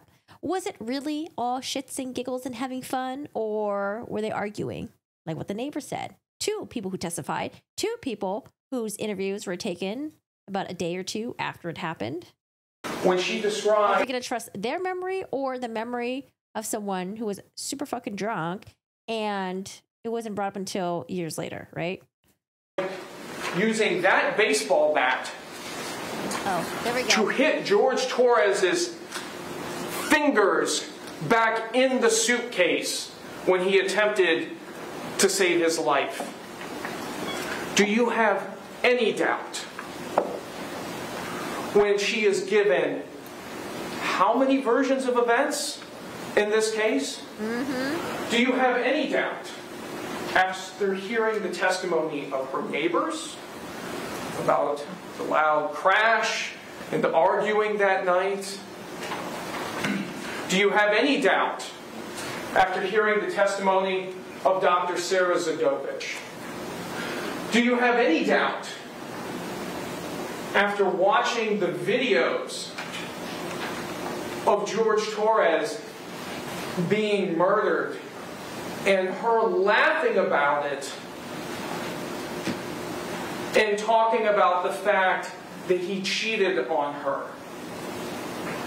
Do you have any doubt after reading the text messages from her phone, after seeing the videos of how she controlled and manipulated George Torres?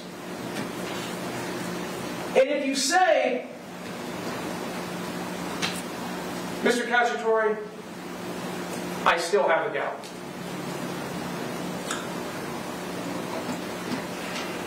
Well, then the law asks you, is that doubt to an element? And is that doubt a mere possible doubt, a speculative, an imaginary, or a forced doubt? I submit to you the idea that she had to do this because she was a battered spouse is an imaginary doubt. It's a doubt born from the imagination of Sarah Boone. It is not a reasonable doubt. But if you find yourself back in that deliberation room and you are just trying to think of some way in which the defendant is not guilty, just searching, struggling for that way, that also is not a reasonable doubt, ladies and gentlemen. That is a forced doubt. Ladies and gentlemen, I'm confident that when you read the entirety of those jury instructions and apply the law to the facts that came out in this case, that you are going to come back with the only lawful verdict, which is guilty as charged, second-degree murder. Thank you. Bravo, Cacciatore. Bravo. So during Mr. Cacciatore's presentation, he played the suitcase video, and George's family was very, very upset. I think it was his mother that was really upset, and she was so upset that, you know, she had to leave the courtroom. Sometimes when you're viewing things, you just... It's hard. I can't imagine. I can't imagine the feeling that she had having to watch that video again with her son being in there right before he was found dead the next day. So Mr. Owens is not very happy. He is very, very pissed. So listen to Mr. Owens, and this is why. What the fuck happened? Wait, hold on a second. Owens? What's going on, Owens? All right, Mr. Owens is he's up again. Something's up.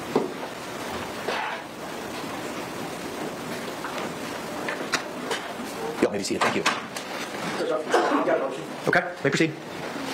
Sarah Boone's entitled to a fair trial. I think that right's been compromised here today. I don't know who scheduled to put the 2 detectives on the front row with the Torres family, the family of the victim. But they had to have known to tell them that the suitcase video, which has been around for 4.5 years, was going to be played during opening statement. Who scheduled them to sit next to each other like that?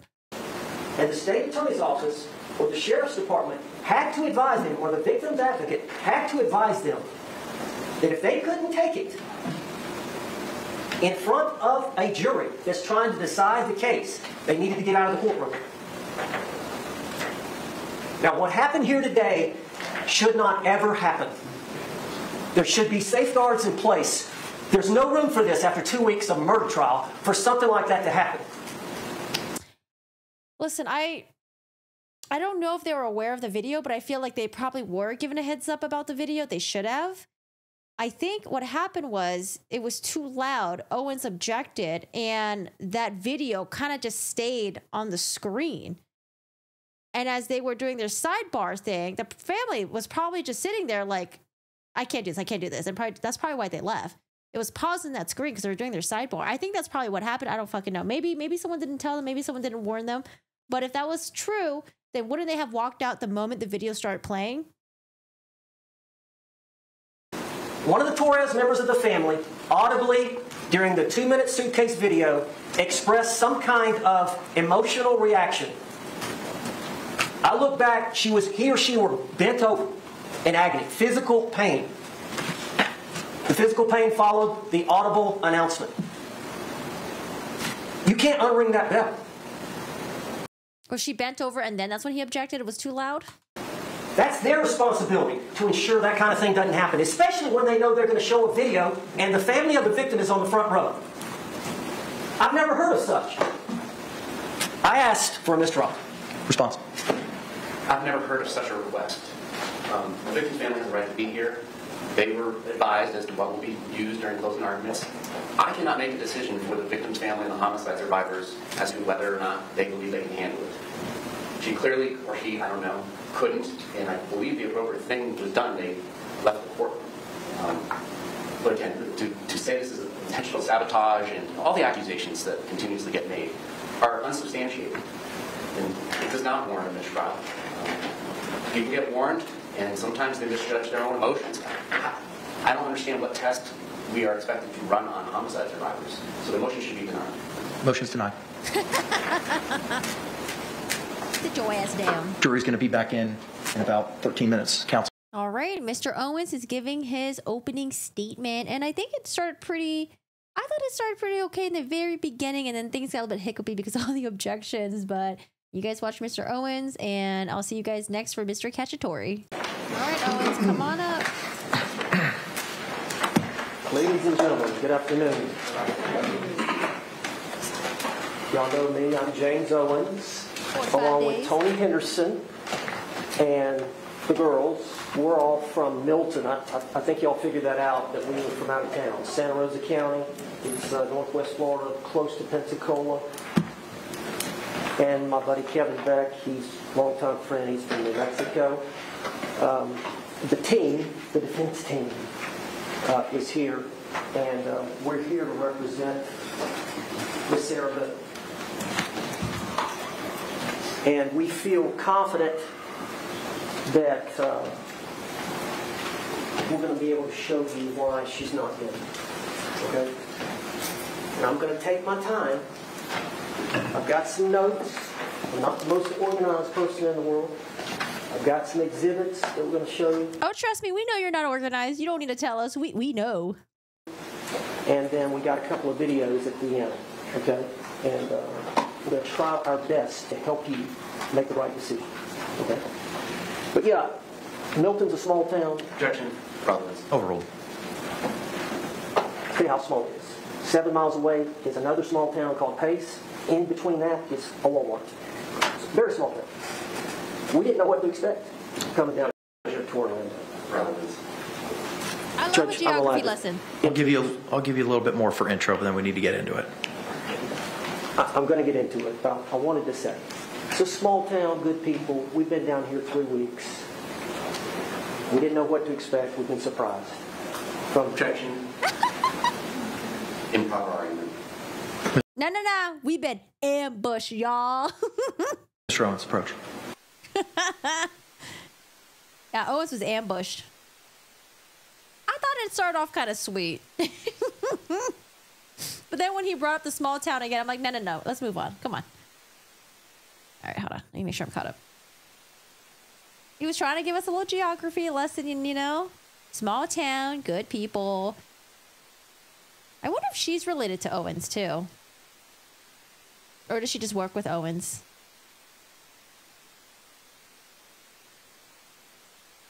Do you think she might look like Owens?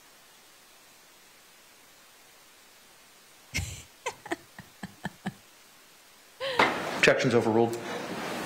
All I wanted to say is just, since we've been here, we've been treated with respect and hospitality, and just like we've been at home. We appreciate that. Now, I'm going to do some reading, and then I'm going to do some talking. But ultimately, this is about justifiable use of force. That is a legal defense in Florida. We as citizens, the law is designed to protect us from defending ourselves, to protect us from potential attack. And you are the only ones, in this case, because Sarah Boone was arrested, that's going to be able to look at it critically and objectively. Objectively. Not like the state attorney. Objection to proper argument. Overruled. Objectively. And the law in Florida gives y'all the power and authority to do that. The state attorney can't make the decision. They can't make the decision. They can try to influence you. And we're going to talk about some of the things they did here in this trial. And some of the things they said. Objection. Motion. Yes. Something tells me the reason why he said "and the girls," maybe he just forgot their names. I'm just kidding. I don't have any issues with him saying that. I think he's like an older dude, you know? He's an older dude. It's possible he just forgot their names. And he's like, the girls. Yes. We got the girls here with us. Yep. Oh, man. No, this is going to take forever.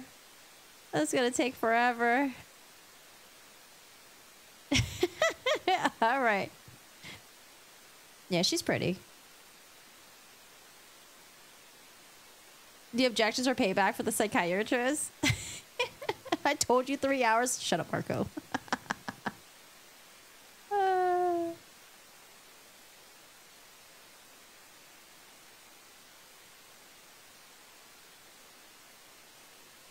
Has Owen started yet? Just barely. We've already had 3 objections so far. Jay is fiery. Mr. Jay is fiery. You know when you go on those like family contestant videos, Jay got his hand hovering over the button. Objection! I'm just a simple caveman. Phil Hartman. What voice is that? I feel like I've heard that before.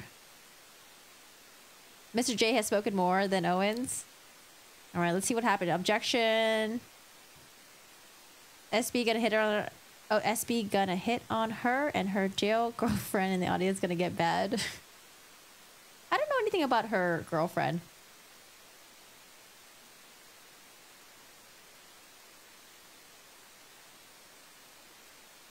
Jay definitely saves his stones for today. Oh, I've never heard of that phrase before. You may proceed. Objections overruled. Thank you, Judge. They've got their side, their position, we've got our side. So we're going to talk about that. But, and we're going to talk about justifiable use of deadly force and non-deadly force. But either way, however you rule, it still justifies her behavior. And the result is not good. Now, I don't believe there's anybody... Objection. Proper argument. Overruled. Yes. Mr. Owens looked to the Lord to pray. Oh, Lord, please let me get through this, Lord. The previous objection, what was the objection for? I think it seems like Mr. Owens was trying to say that he was like ambushed by the state because he didn't know some new information. It sounded like he was maybe going there, but I don't know if he was going there. I didn't know if he was going there or not. I think Jay's just being very proactive. Oh man. Mm-hmm.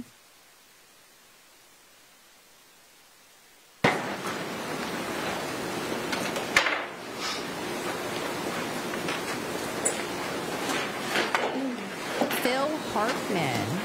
He was killed by his wife, Phil Hartman. I think you will find from considering the evidence in this case that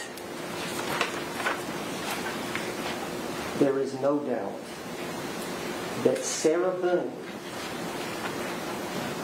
is a victim. That Sarah Boone has been traumatized.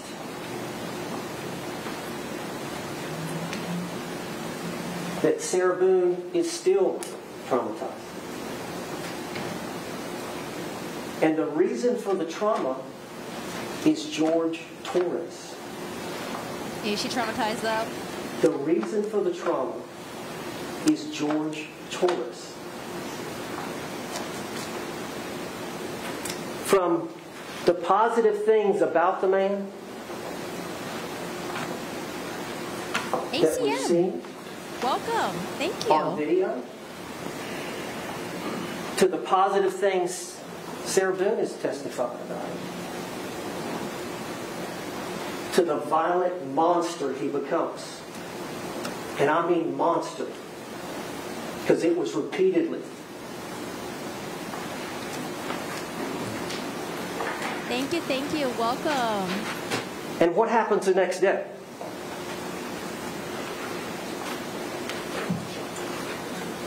Man, I don't remember. I was drunk. I don't remember. That's the gaslighting.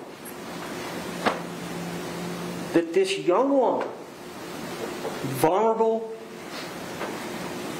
woman, with nobody, just starving for love. I'm sorry, was that a pause in a vulnerable woman? I feel like even he was hesitant to even say that, but okay.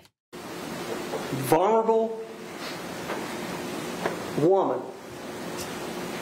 with nobody, just starving for love, starving for attention. Attention, yep. And seeing the good in the man. And it was good. But every day was on the balance. She measured every day, depending on how it started and then how it ended. And that's the way she had to live her life. Day in and day out. Day in and day out. Dr. Harper and Dr. Brandon talked about trauma. Dr. Harper spoke of the veterans that she had treated for post-traumatic stress disorder. I don't know if you remember her testimony, but she spoke about some of the veterans that had been in the war in Iraq. You know, and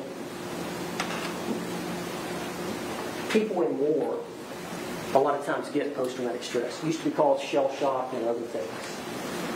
But people in wartime, or police officers will get post-traumatic stress. And a lot of them come in, the males come in with this bravado, oh, I'm all right. I'm all right. And so, that's why Dr. Harper was talking about the veterans. That's what they'll do. But you've got to spend time with them. It just can't be one session. And you've got to run post-traumatic stress testing, which tells whether they really have post-traumatic stress.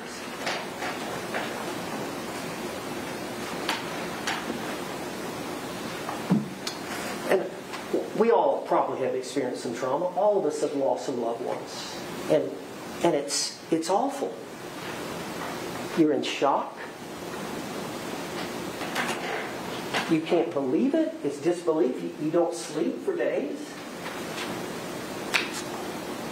And eventually, you have to go back to work. You take a week off. Life has to go on. Life has to go on. You go back to work. Kids are in school. You get a little time. Right? Time heals. Right? These veterans that come back from a deployment, they get back. They get some semblance of normalcy. They may or may not get some treatment, but time helps. Time heals. Everybody, it helps. Just time. Overcoming a divorce, overcoming a death, whatever trauma. Sarah Boone had no break. No break. Learned helplessness. Just giving up. Just giving up. I can't get out of this situation. They broke up. She'd go about 2 days. She'd go about 2 days.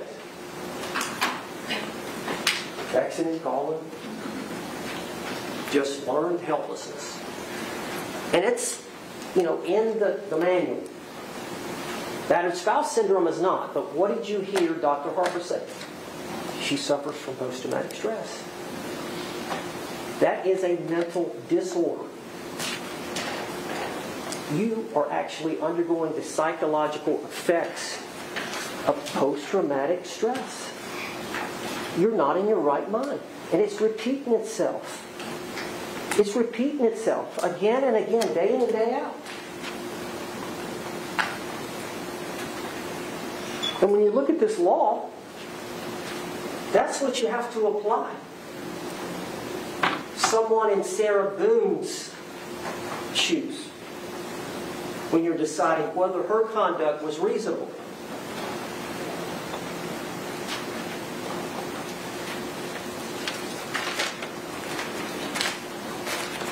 Got a bunch of notes.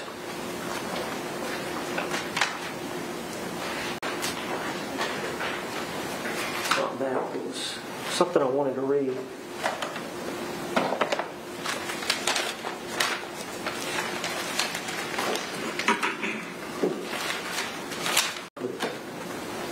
Oh man, he was right when he said it was disorganized. All right, he's coming. He's coming. You got this, Owens. Sarah Boone's long-term exposure to abuse created a state of learned helplessness and diminished her capacity to assess risk, especially in moments of heightened stress. The cyclical nature of this violence, the tension building, the battering, the contrition phases, caused Sarah to be trapped psychologically in that relationship. Due to this clear abuse, Sarah Boone had a reasonable belief of imminent harm under her state of mind. George Torres had a history of violence against Sarah, and as a result, Sarah Boone's actions were the result of fear conditioned by abuse she endured over time. The cumulative effects of long-term abuse, as we saw her behavior on the 2-minute suitcase video, is a trauma response. Sarah Boone acted out of a sense of preservation. While tragic, it was not driven by malice, Are you sure? but a mind ravaged by abuse. And I'm going to ask you to try to understand. Try to understand.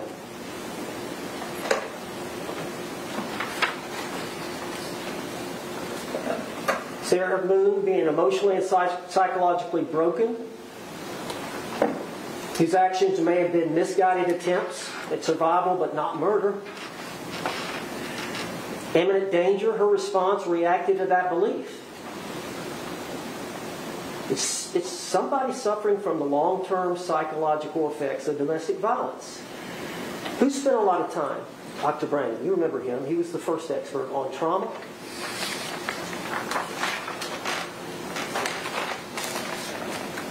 Took some notes.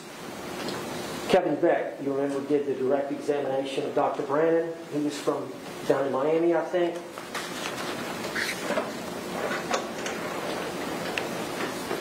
He talked about the trauma, that you cannot escape from the abuse, so you develop coping skills to protect yourself, knowing that the bad things will happen to me. It changes your behavior, not only your behavior, but your thinking. Your subjective thinking about fear and what to do. And if you remember, Dr. Brandon said it's all about that person's perception. Okay? A lot of times they will self-medicate with alcohol or drugs. A lot of times they suffer from anxiety. Basically, he said the trauma ends up being terror because you do not know what to expect. You do not know what is going to happen that night. It may be a great night. You may drink, and both of you have a great time. He falls asleep, passes out. You fall asleep, passes out. But it may turn by, depending on his mood. I don't know if you can tell. She would try to placate him.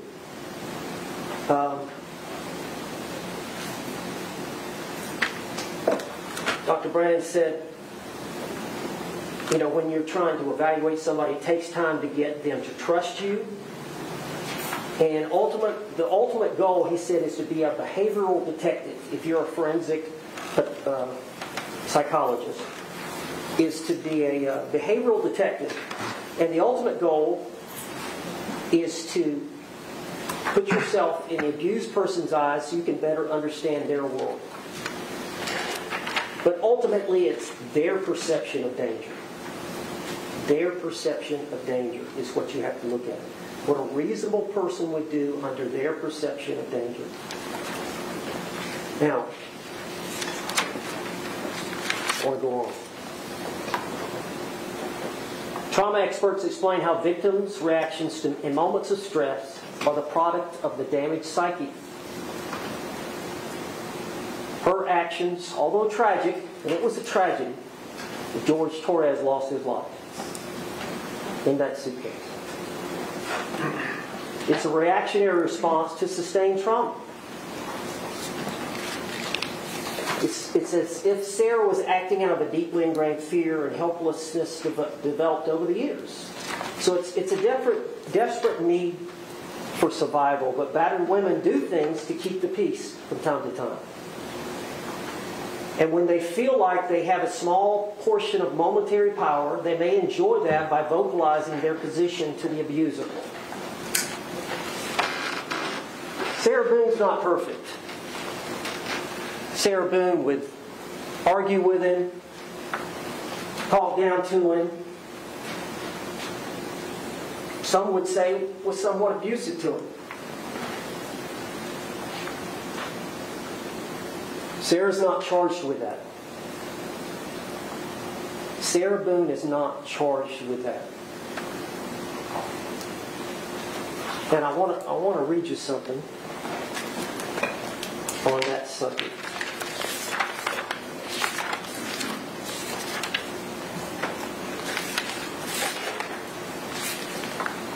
Well, this is an interesting closing argument. Essentially,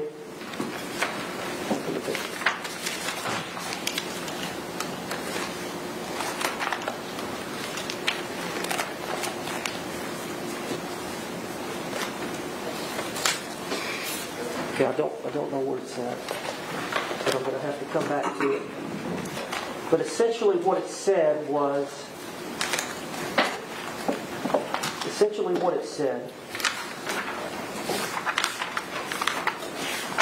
eventually it's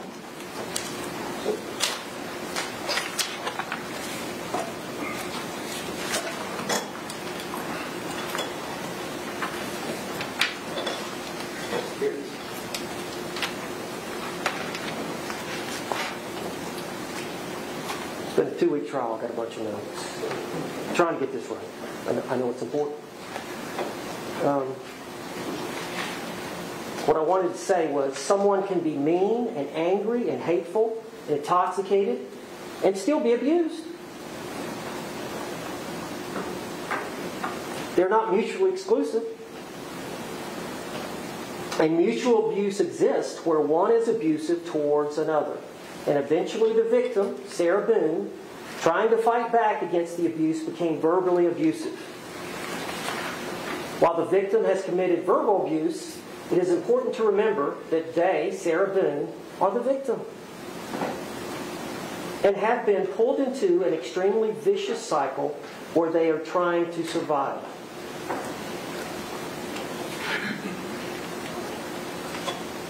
Sarah Boone intentionally left George Torres in the suitcase. What's the act of a battered spouse syndrome woman? She went up to her room, she fell asleep, or passed out. These actions are disconnected.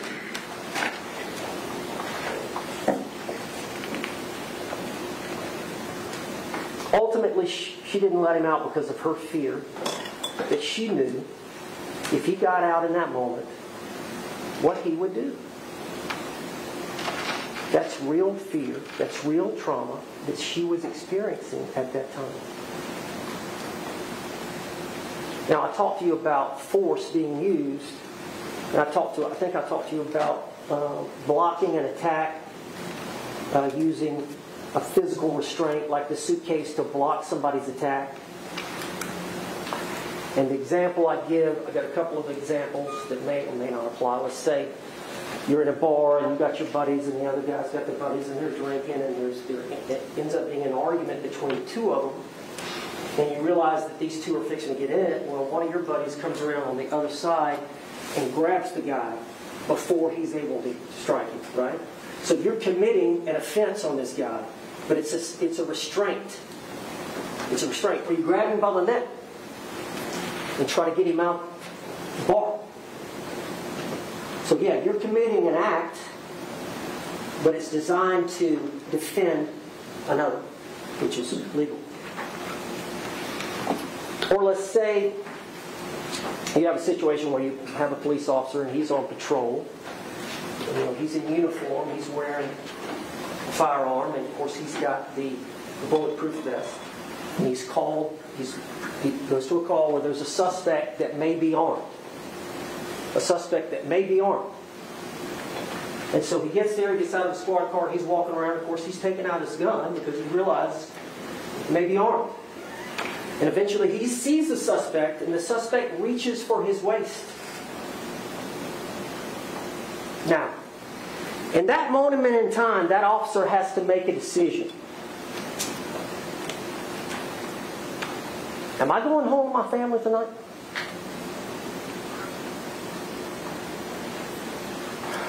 And I asked Dr. Werner about this basal instinct. It's called fear response or fight or flight. You know, it just doesn't make sense for Sarah Boone. Those decisions are made, it's instinctive based on your set of circumstances. She instinctively reacted to her unique set of circumstances to save her life or save herself from another one of these. I'm 63. I can't imagine that. I can't imagine that. Her father's not around.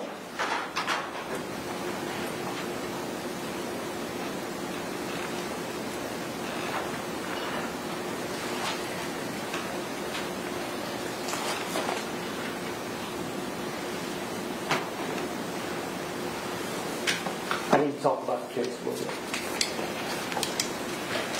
And if you'll remember, I'll get back to it. If you'll remember, lost my place a little bit.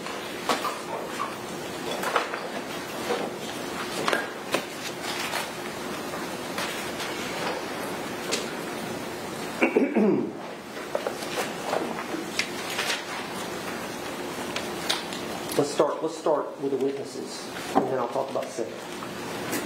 But the first witness out of the box for the state. If you remember, it was Juan Torres, the brother. Remember that? Yes. It was some time ago. I know it's been a while. Y'all taking notes. You may have to go back. Their first witness was a good witness for us. Their first witness in their prosecution of Sarah Boone for murder was a good witness for us.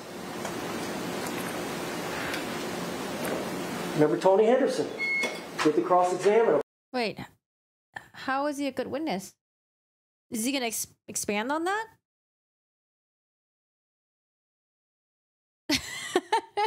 Just remind us how, please. Remind us. I know what he said, but I think it's a good idea to remind to the jury, not be like, okay, just look at your notes and maybe you'll remember why.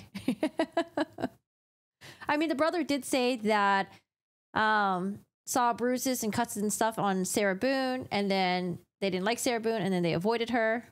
Juan Torres asked him, what did you hear Sarah Boone say? Juan Torres, she was yelling, he's been choking me. He's been choking me. She could be lying. Mr. Henderson said, did that surprise you?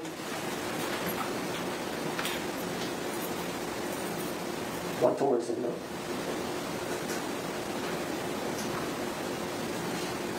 That family knew what was going on.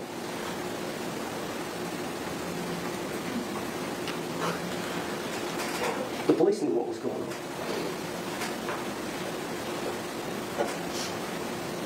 The neighbors knew what was going on. Pearl Walker came in here, 80-something years old, in a wheelchair. Kevin Beck called her up. She saw it.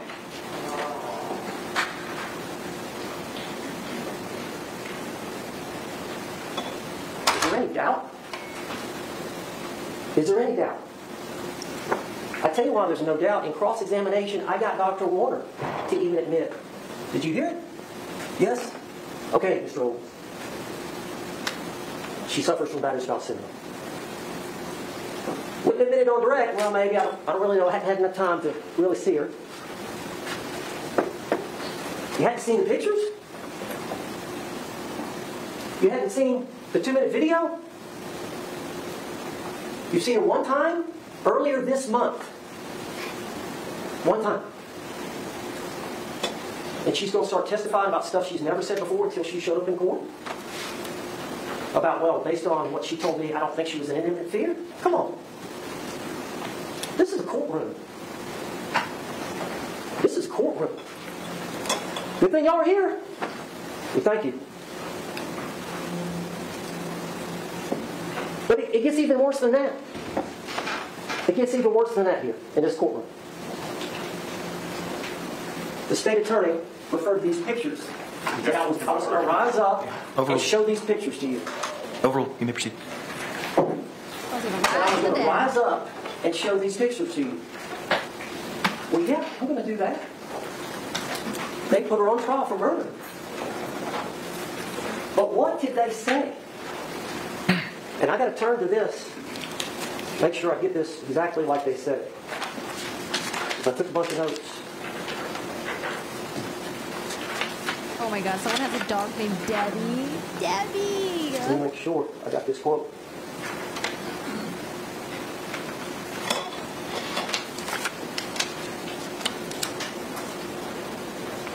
Can't even find it. But it was something to the effect, maybe George Torres is the battered spouse. Can you believe it? Can you believe that? Now you know why we're here. Now you know why we're here. Little boys learn early on that girls are different. You do not put your hands on a girl. You can't wrestle with them. You can't punch them. You can't kick them. You can't treat women that way.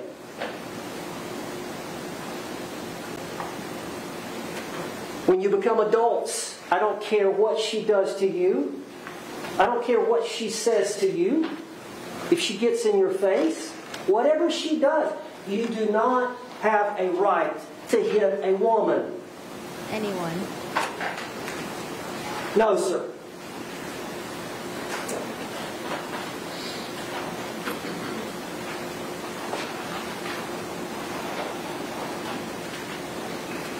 What has the state attorney tried to do? Objection. Proper argument. Sustained. What have they done? Objection. What evidence have they tried to put on? Overruled. What evidence have they tried to paint Sarah as? What evidence?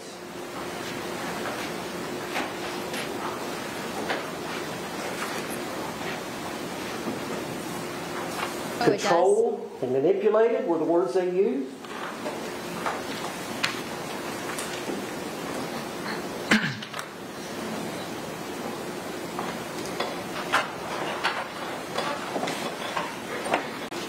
You know, this ain't the 1900s. This is 2024. Okay. What's all these text messages? Why is that relevant? What are they trying to claim? She provoked his violence? She provoked his violence.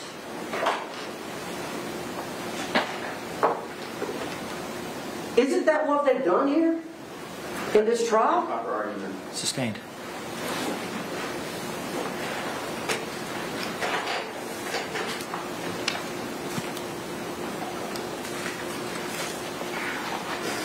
And we'll get back on this.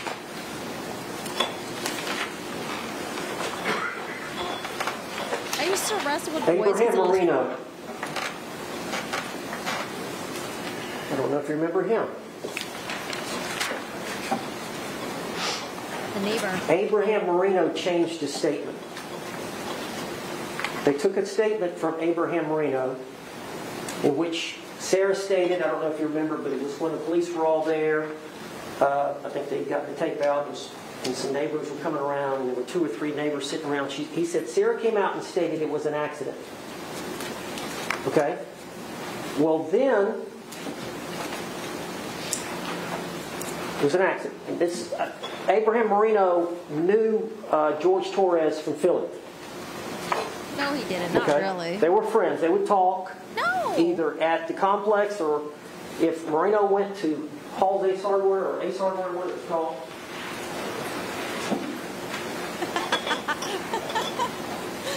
The state Whatever attorney it's called. notifies. Judge, I'm going to object to reading from things that are not in evidence. Approach. Moreno said that he was an older dude living with his wife in Philly, and George was like the kid on the block. They weren't friends or anything like that. Now, they were acquaintances, I think, when George moved over to Florida. Acquaintances, because they knew of each other. But I don't know, man. I guess Owen's saying that they were homies or something. Ace Hardware, whatever. I don't know. What was he going to show us? I'm a little lost. His own client changed her story at least 3 times. 3 hours of this? No, it's not going to be 3 hours. But it might be with all these objections. We'll see. Oh, was she laughing? I missed that. I didn't see that. I was so distracted. All right, this is quite of a... If you take out all the objections, I think it started off okay. And then it kind of just went a little bit like... All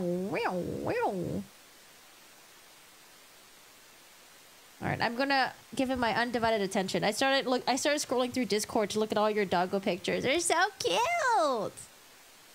I want more pets. More friends. But it's too much work. Too much work.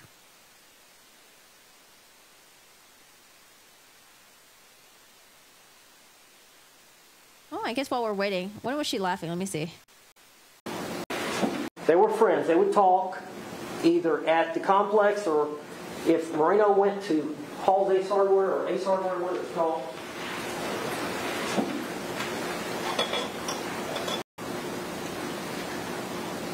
Judge, I'm going to object to reading from things that are not in evidence. Approach.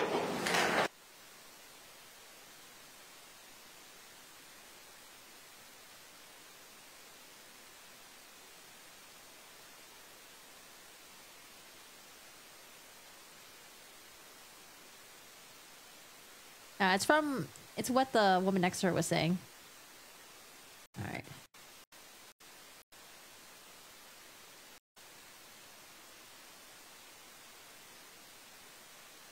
Wanted to show us a picture of his dog.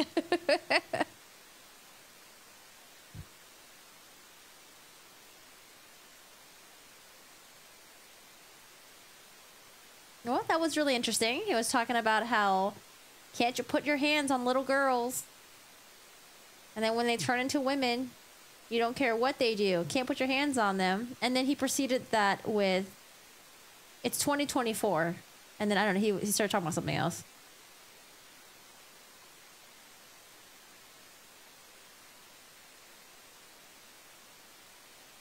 Someone said earlier, Owens thinks he's still practicing in front of the mirror. You do want to go to 10 p.m. Hey, maybe Owens would be really good at filibustering.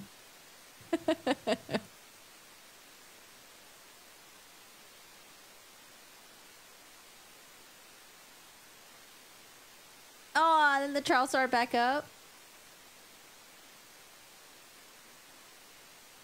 Well, while we're waiting, look at doggo pictures. All right, got Sarah's head right there. I want to make sure y'all can see your favorite Sarah. Oh, God. Can I make it smaller? All right, no, Sarah's right there. Oh, wait, I can do this. Hold on. Give me a...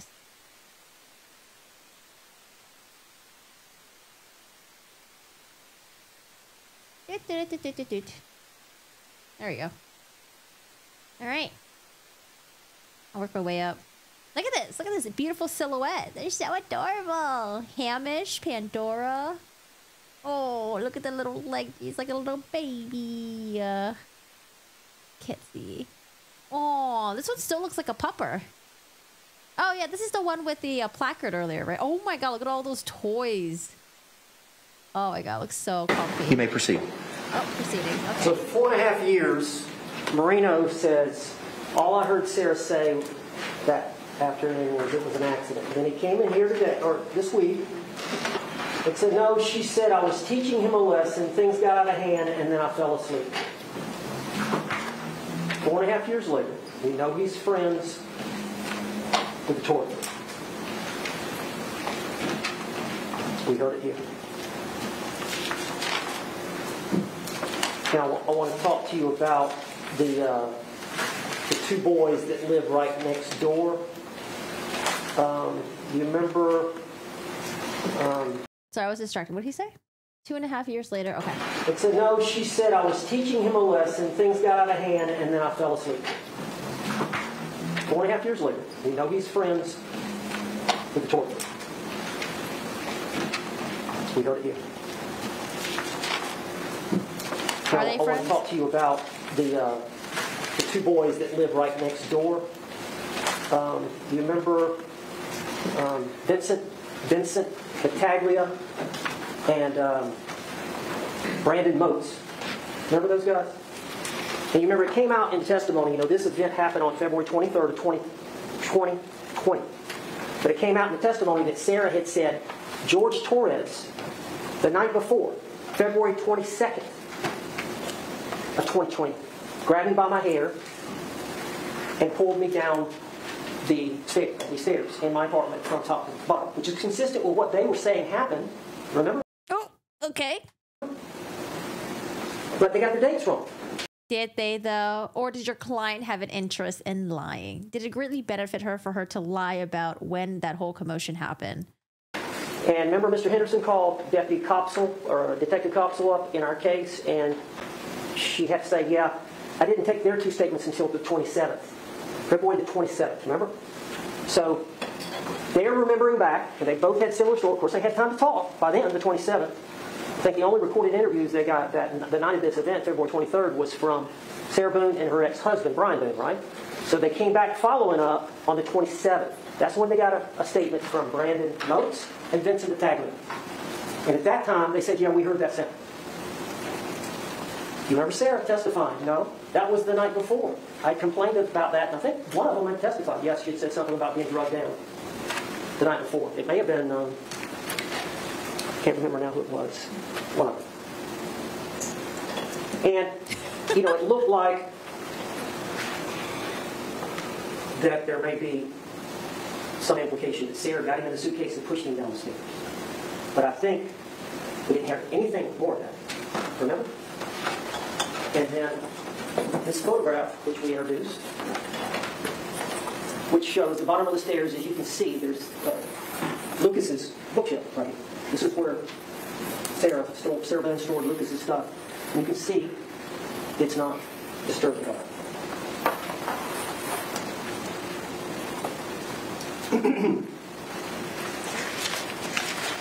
Anyway, I want to get back to Sarah. I want to talk a little bit about that. But let me talk a little bit about the law on justifiable use of force. It is legal and lawful if you reasonably believe, I think we all probably already understand it by now, you reasonably believe it was necessary to prevent imminent threats of harm. The law is crucial, ensuring that individuals can safeguard themselves in potentially dangerous situations. By acknowledging you have a right to defend yourself when you have a reasonable belief that force is necessary to prevent an attack. Okay? What did Mr. Henderson say in jury selection? You don't have to wait.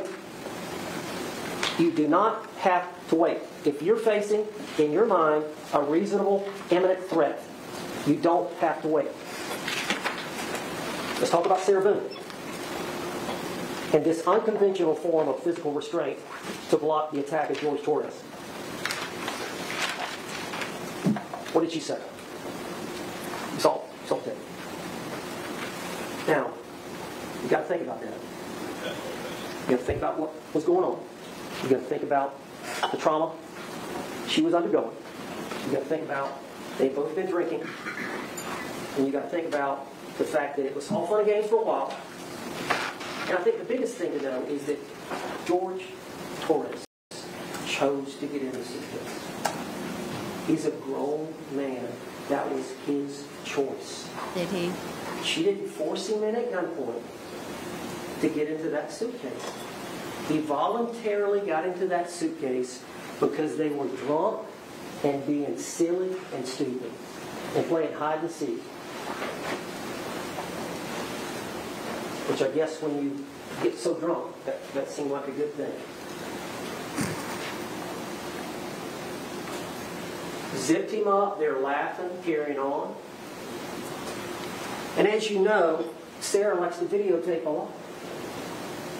And I know you've seen some of these videos and you're wondering why, but I think the evidence shows that when George is being videotaped, he's not going to do anything. If you think about that. When George is being videotaped, that's like her power. You know, Dr. Harper said that Sarah's words are her power. Sarah's words are her power. Physically, she's no match for George. Physically, she's no match. But that's her power, is her words. When she gets a chance,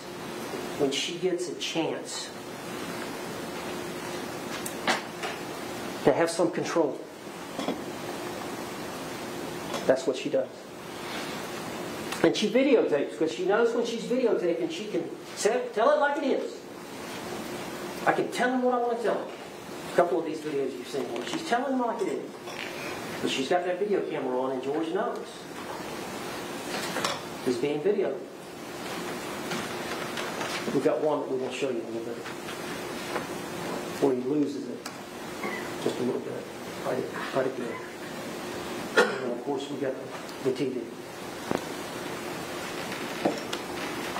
But they're kidding around, playing around. Then, Sarah realizes, okay, this is my chance to say something to him.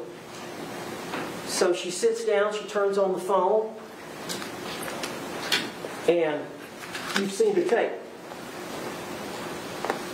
You've seen the tape.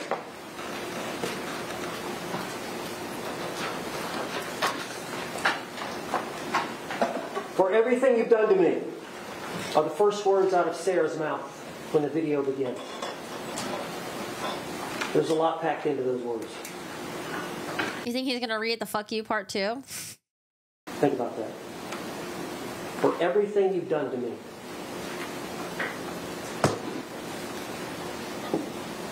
This is how it feels when you choke me. Now that's in direct response and the result of the abuse that she has suffered at the hands of George Thorne. She wants him, for that moment, to feel how she feels. She wants, for that moment, to feel, for him to feel how she feels. How uncomfortable, lack of control that she feels when George is violent with her. Just for a moment, she wanted to feel that. And if you can imagine, Approach.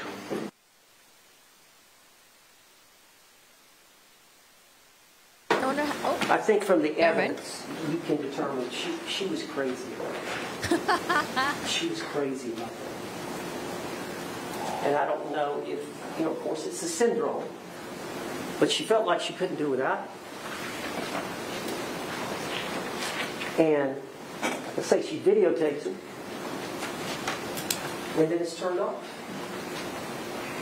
And there's a 9-minute gap, 11-minute gap, whatever it is. I said 11, they're saying 9, but I think if you count 2 of the others, then it's 9. But there's 9 minutes that we don't have video.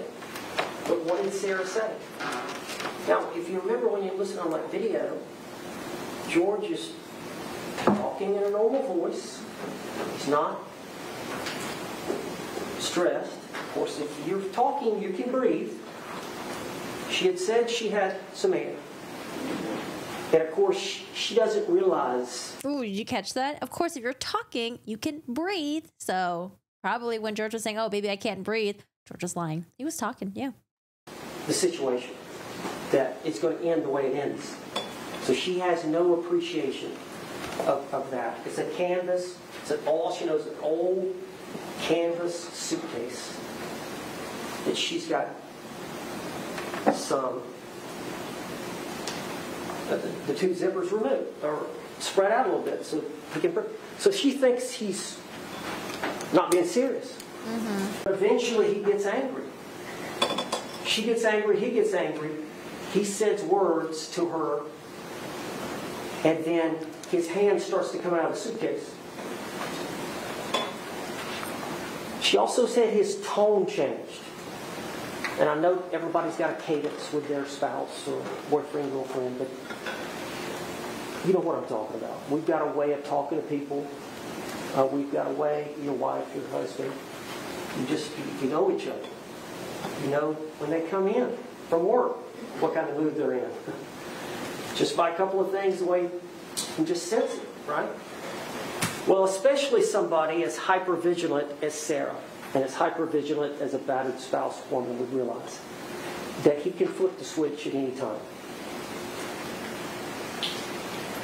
When I get out of here, I'm going to end you. And he realizes he's getting out. He got his hand out. At that moment in time, in Sarah's mind, that's an imminent threat. So she's got a justifiable right to use force. What did she do? She went over there and grabbed it. She lifted it up. She tried to get his hand back in, remember? She tried to get his hand to go back in. Wouldn't go back in, so her son's back was 3 feet away. Where the police found it the next morning. Same spot. No attempts to hide. No attempts to delete phone. No attempts to tamper with evidence. Because your client dumb. Nothing. In the same spot as it was. She picks up the bat. She pokes. She pokes him hard, trying to get him to stop trying to get out. And eventually he does. And you've seen the blunt force injuries and you saw some of the circular injuries where you can tell there's a poking. I think it's right around here. And she poked him several times. You remember the pathologist said, I think, maybe 5, 6, or 7 times. She pokes him. And he's got some scratches. I don't know if they'll let you look at it, but on the back of that suitcase, it's got some bars, some metal bars that are inside the lining. There's some lining, and it's for support when you walk in it.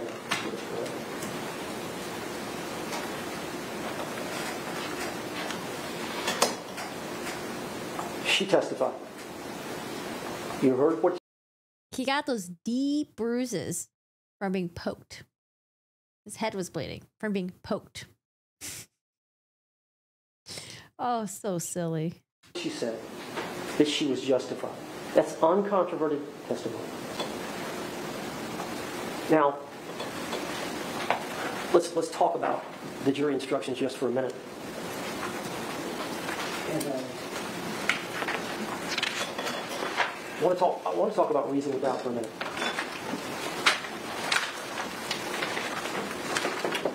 And I can't find the page, but I've got one up here.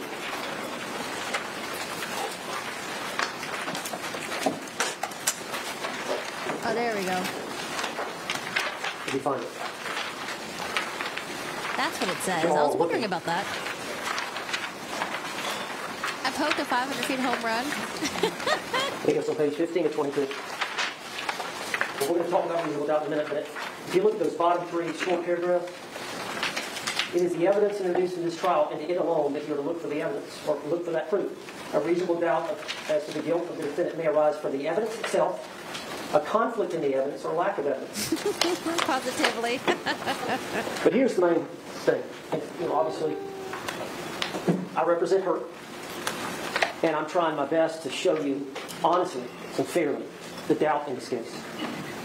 And 5 reasonable doubts, 17 reasonable doubts, 25 reasonable doubts.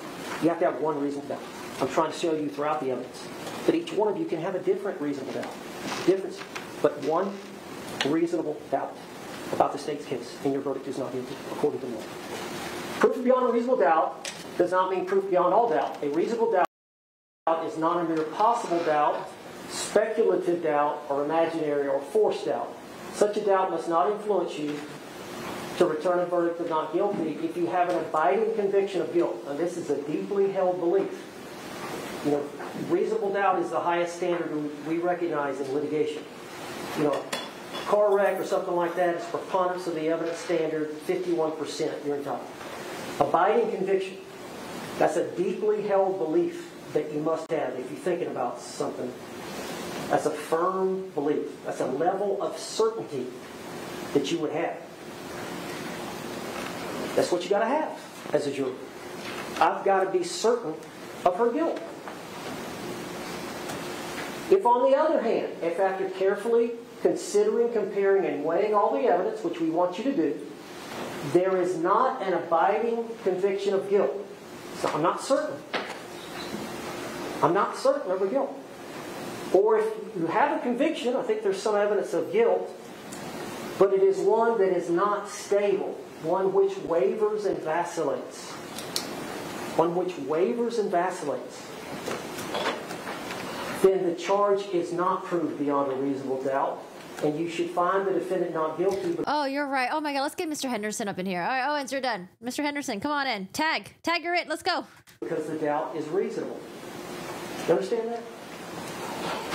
You've got to be certain of guilt. That's the high standard we recognize. If I've got some evidence of guilt, so okay, there's some evidence for conviction, but it's not stable. It wavers and vacillates. And then under our system, you've got a reasonable doubt, and you've got the power and authority and the obligation under the law, if that's the way you feel, to vote that way.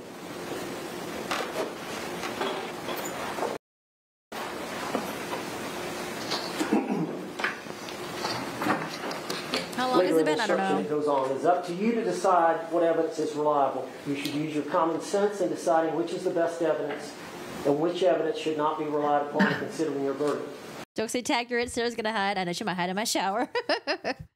All right, let's see what he's got here. Another one. Use your common sense in deciding which is the best evidence and which evidence should not be relied upon in considering your verdict. You may find some of the evidence not reliable or less reliable than other evidence. You may rely on your own conclusion about the credibility of a witness. That is totally the province of the jurors to decide that. A juror may believe or disbelieve any or all the part of the evidence or the testimony of any witness.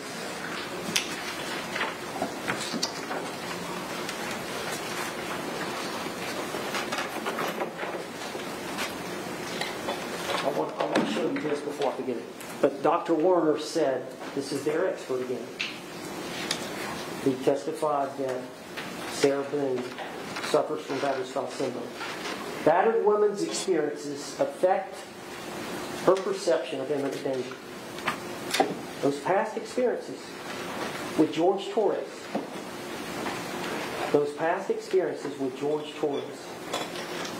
and there's a bunch, affect their perception. Remember Dr. Michael Brandon talked about perception of imminent danger. Victims of repeat violence may fear death in situations others would not. The reason Sarah experiences all this, the reason she was feeling the way she was feeling, that imminent threat of danger from George, was because of George Torres. George Torres is responsible for her mental state because of the way he has violently treated her. She reacted to his attempts to get out because of the way he treated her and the way she knows what is he going to do if he gets out of the suitcase. She knows. The second video is played. She's flipped it back upside right. You hear him, it's 22 seconds. He says, Sarah, she's not going to open that suitcase. She's not going to open that suitcase. He's already threatened her. Did he? She used the bat to get him to stop trying to get out of it.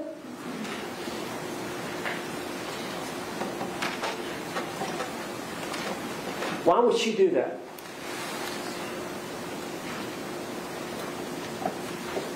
Why would she do that? I know what he's going to do. I know what he's going to do to me. I know him like I know more. I know him more than he knows himself. I know what he's going to do to me. You don't have to wait. That was justifiable. Now, you got to understand this. She intentionally used the bat to defend herself. She intentionally didn't unzip it to defend herself. Both of those are lawful under our law. She went upstairs. The dogs were upstairs. At some point she called her husband, her ex-husband, Brian Boone. We know that many times she testified, or somebody in court said, she would often flee to her ex-husband's house sometimes. I believe that testimony came out from either Sarah or somebody. Sometimes she would flee, or sometimes she would flee to upstairs. I don't know, somebody. One of those two. But the dogs were up there. She made a phone call. At some point she fell asleep. Passed out, fell asleep. We don't know. They had 2 big bottles of wine. Right? That was unintentional. That was unintentional. His death was unintentional. You remember when she was in the interrogation room? Yeah, we remember unintentional in the interrogation. I'm just surprised you're repeating it right now. You remember that? Yep. Now, I don't know if we did a good job of this, but it came out that she got arrested. You remember the one time when she got the black eye? She got arrested for strangulation. And you remember that? They ended up over there by the dryer, and he was banging her back of her head on the floor that had very little carpet on it, and she ended up getting her arms out, and then she grabbed his neck, and she eventually got him off of her, and that's when he got up and stomped her in the eye. Remember? Well, the police came for that event, and they took statement, and Sarah was honest with the officers about what all, and they arrested her. You remember? Remember that? They arrested her. And she said, why? I was fighting back. You remember that? Why? I was fighting back. So from that point on, she didn't trust law enforcement. The video that they showed a while ago about George, that was about dropping the case, where she was defending herself and fighting back.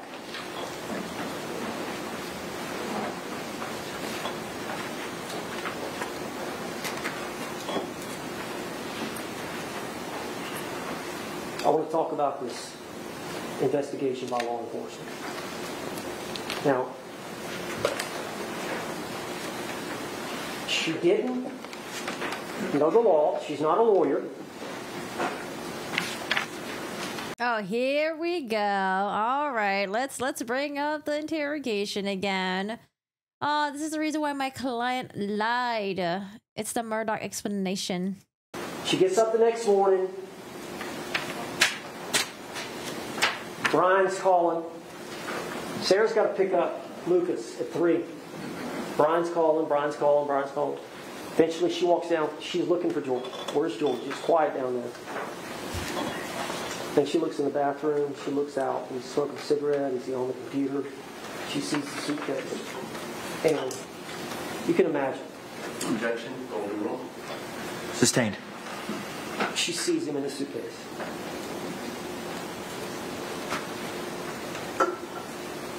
She panics. What does she do? What does she do? She tries to get her fiancé out of the suitcase. Oh, now you guys want to acknowledge him as her fiancé. Okay. They're engaged to be married. Okay. She's not trying to kill him.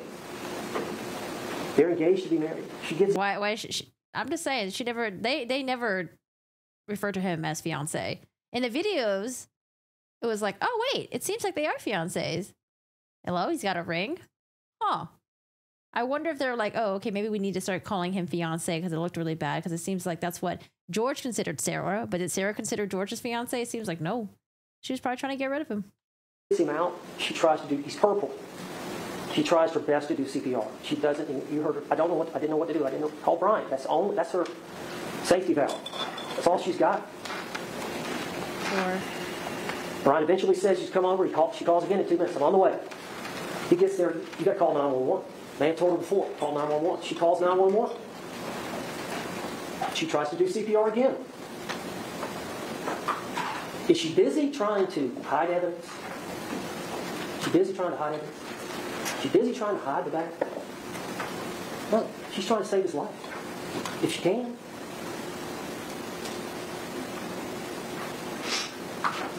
So the police get there. She knows if she told them she fought back, she's going to be arrested. That's what happened before. What happened before? Like George said on the video, she'd never been arrested before. Before that time, she was charged with that with George.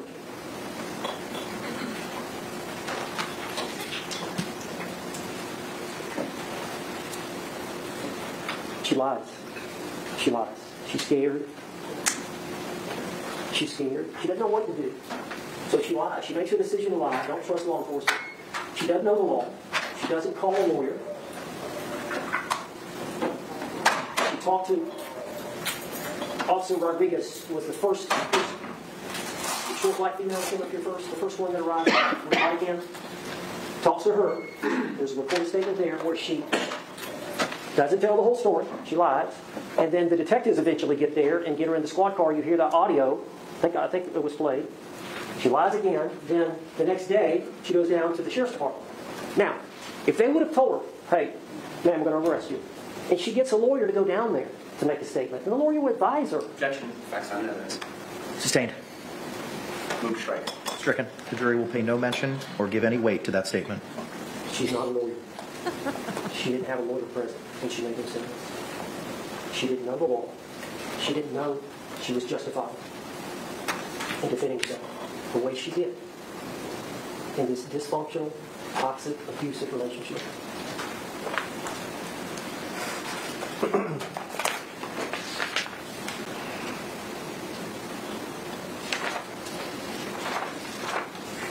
Oh, God.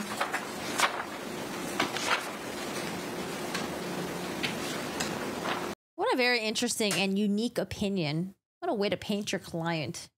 No one sees that. We see right through it, Mr. Owens. I'm sorry. I don't know if you remember, it was a 2-hour video, but it was the things she said, you know, it was not intentional. And eventually, she wanted the detective, it was Detective Lowen, the male detective. And she said, I swear to you on my son's life, it was not intentional. What she was talking about was that George passed, was that George died. That was not intentional.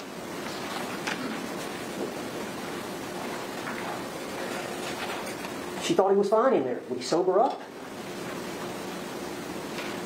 We've learned from their history, when Sarah gets drunk, she calls for help. When George gets drunk, he beats Sarah. Repeat that again. When Sarah what now? When Sarah gets drunk, she calls for help. When George gets drunk, he beats Sarah. That's their pattern. How many times do we see Sarah call the law? Exactly. That's their pattern. Wait. Sarah. But she didn't do that night. Oh, God. Oh, God. Totally. I didn't know, I think she said, I didn't know something like this could happen. I've never done it before. And Detective Lowen said, well, what did you expect that was going to happen? You know, I've got a daughter that she was about 18 or 19, and she got a grandmother's hand-me-down pickup truck. It was an older truck, but she didn't have it long, and she was gassing it up, but she didn't put any oil in it. And eventually, it burnt the motor. And you don't know what you don't know. I hadn't done a good job of explaining, hey, you got to put oil in it too. Sarah Boone didn't know that he could die in there. It's an old beat-up canvas suitcase that she left a gap in. And as naive as that sounds, she didn't appreciate the danger. I mean, is that the way you want to kill somebody? Is that the way you're going to do it? She had Lucas to take care of it. Am I going to go to prison doing it like this? No attempt to hide the gun. She was dumb and drunk. I think the evidence is clear. That's how this happened. I don't want to belabor the point. I do want to show you. Nope, we got more. I don't know what else we got. Just quickly show you the end. Sarah Boone got stabbed. Think about that.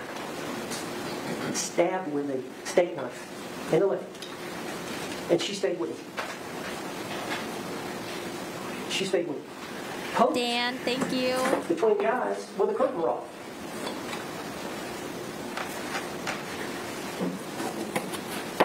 Stalked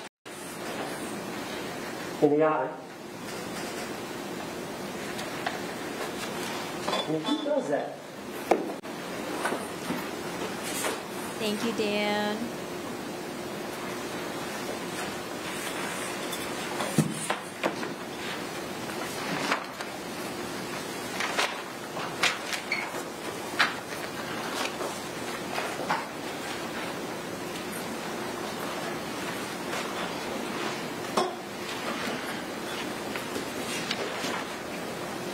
The law empowers an individual to defend their life and safety when faced with a threat and to prevent an attack.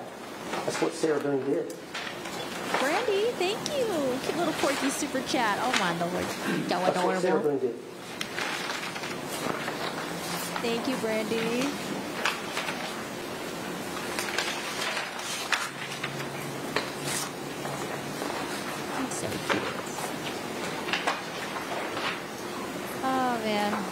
we're still going.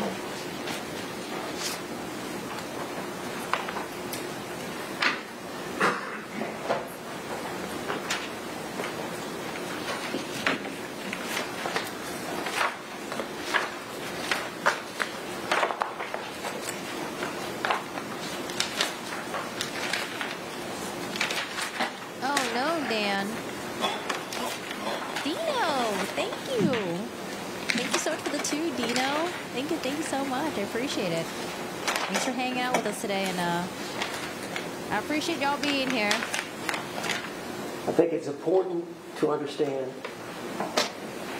Sarah had to be the parent a lot of times. It was her place.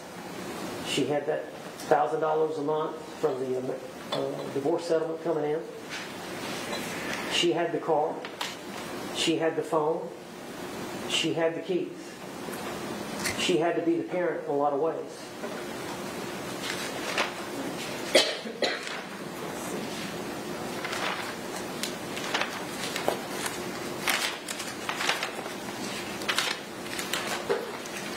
I want to talk a little bit about Dr. Harper. If you remember, Dr. Harper is from Okaloosa County, which is up in the Panhandle, close to where we're from. And she's the doctor that treated Sarah from early on. Remember, this happened in 2020. I think she first saw Sarah Boone shortly thereafter. And over the 4.5 years, saw her 9 times and did. Oh, I think he almost let it slip that she was incarcerated. I mean, Sarah Boone already said that she was incarcerated, even though they didn't want to bring that up and let the jury know that. But I think he almost said it, and then that's why he tripped himself out a little bit. Hey, Vanessa, I'm new here and you're great. Oh, Vanessa, thank you so much for the 2. I appreciate it. Thank you so much for the super chat. All right, Owens. We're talking about Dr. Julie Harper again. She was the blonde lady with the short hair. They're expert. Did all the testing for post-traumatic stress. Of course, she has the experience from the veterans, and she's testified that she's now just traveling around the state, testifying as a forensic psychologist. But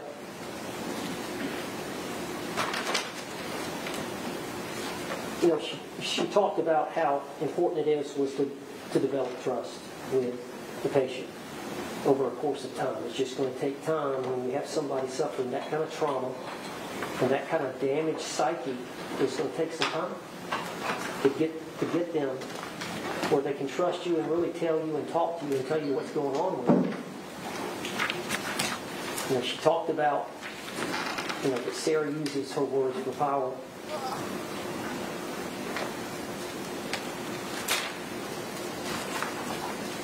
I think her testimony, I think the evidence supports that her testimony was credible. Objection. The evidence supports that her testimony was credible. Objection is sustained. I can't give my personal opinion. Okay. The evidence supports that her testimony was credible because of the time that she spent, because of the number of tests that she did, that she diagnosed her with post-traumatic stress disorder, alcohol use disorder, I think anxiety disorder, and battered spouse syndrome. Dr. Warner confirmed that. And, Dr. Michael Brannon, the first witness, he was brought in as a subject matter expert. So he hadn't treated Sarah. He was just testifying about the condition. He's been doing it a long time. He's an expert at it. And that's to advise you to try to understand what's going on. I don't think there'll be any outbursts coming from Sarah Boone. No, I don't think so. And as crazy as it sounds, in this syndrome, they try to protect the abuser. They're in love with them. They try to protect them. I don't know if you remember that there was a time where Sarah Boone had a conversation with one of the neighbors, and they were talking about something. She said, "Did you hear anything yet last night?" Remember, she said, "Shh. It's okay." Both George and Sarah lied to the police. They lied to medical people. I don't know if it's shame, but it just comes with the syndrome. That you stay trapped in it. Okay, well, at least he acknowledged that George also lied as well. And then when law enforcement asked what happened, George is like, oh, I'm not going to say anything. That's my woman. Okay, he acknowledged George. I think another big, if you'll think about this. When Sarah gets beaten by George, she calls the police. When Sarah gets beaten by George, she calls the police. And a lot of times she just wants him out. Just get him out. Get him to leave. She doesn't want him to get in trouble. She just wants him out. There never was a report of George calling the police on Sarah. She wasn't physically abusing him. The state is trying to present evidence. Did she emotionally abuse it? Sustained. Stricken. Members of the jury will pay no attention to that comment. Give it no weight whatsoever. I believe the evidence that's been presented by the state is an attempt to show that Sarah mentally or emotionally abused George Torres. Again, she's not charged with that. She's not perfect. Some of that was her trauma.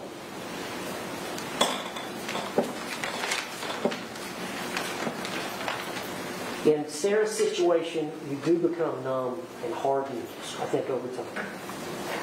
That's a coping mechanism. It's a day-to-day thing, some good days, some, But the homicide detectives, I know if you saw that 2-hour video, at some point during the 2-hour video, they started talking about some of the violence. And they go, we know. We know. They had already checked with neighbors or whoever. They knew. The neighbors knew. Police officers knew who responded. Torres' family knew. They all knew about the abuse.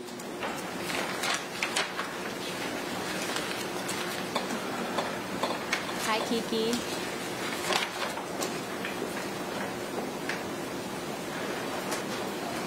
Dr. Harper testified that abused women act differently when they perceive a threat. I think Sarah Boone was loyal to a fault to George, even through all the abuse.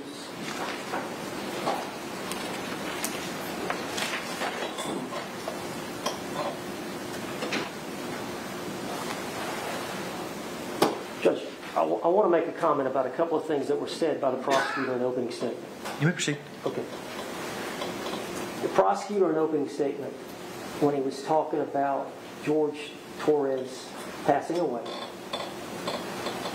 he started talking about Sarah Boone. And his quote was, because I wrote it down, George, in Sarah Boone's mind, George Torres deserved it. George Torres deserved it. That's the position they're taking.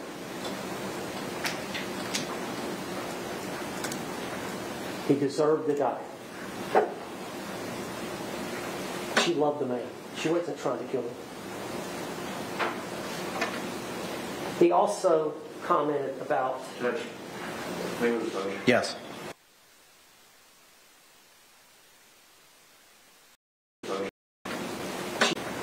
He deserved to die. That's the position they're taking. George Torres deserved it. That's the position they're taking. The quote was, because I wrote it down, George, in Sarah Boone's mind, George Torres deserved it. Oh, in Sarah Boone's mind, okay. Oh, God. Back to the head. He said the state said in their closing arguments that in Sarah's mind, George Torres deserved it.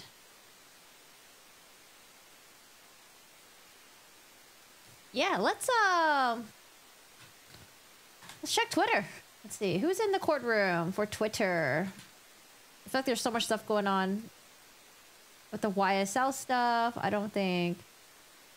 Oh, the trial is still on.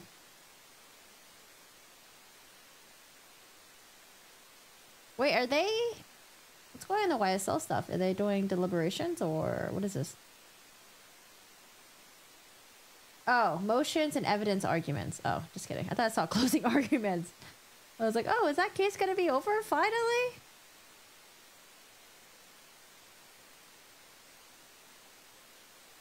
I wonder how the jury is feeling.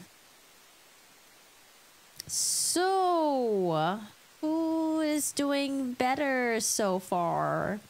I know it's really tough to make a decision, but do you guys think Owens is doing better? Or do you think the state did better? Thoughts? Comments? Questions? Owens? Yeah, Owens is 63 years old. I think he's around my mom's age.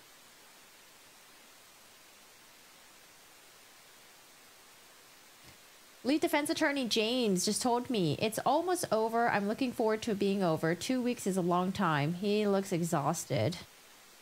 Oh, hey, rocking the Ace shirt.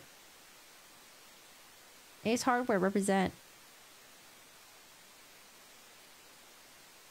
I think Owens is shoving shit against the tide. I wonder if they're in a good mood because they think Owens' closing arguments is a bit... State. I almost fell asleep.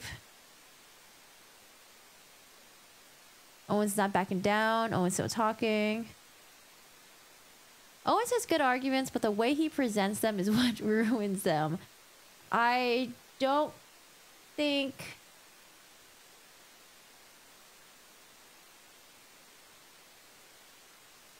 I don't think he was well prepared for the closing arguments.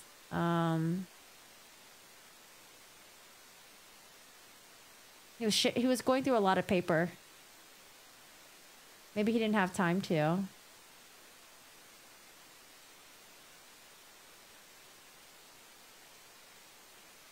I think they should have sandwiched it. Maybe he should have done half and half closing arguments. But maybe Henderson was like, no. I know Henderson is going to come up and make a couple comments. I think that's what he said. But yeah, I don't think he's had time to prepare.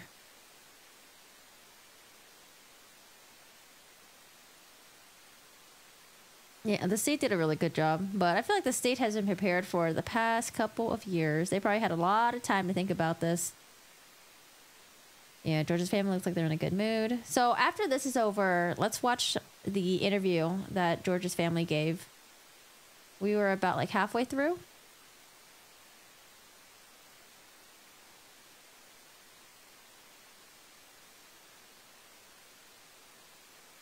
Sarah will blame everyone but herself.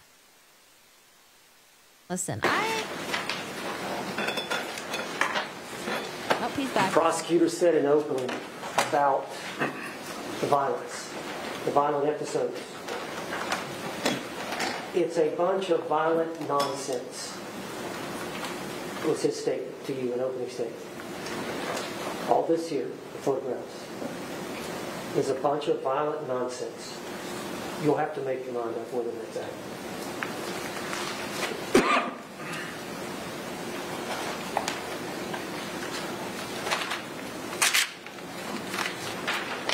There were a couple of exhibits that I introduced late, and they were no contact provisions, where there had been a court order from a judge, not only a verbal order, but it was reduced to writing. So there was a court order for George Torres not to have any contact with Sarah Boone.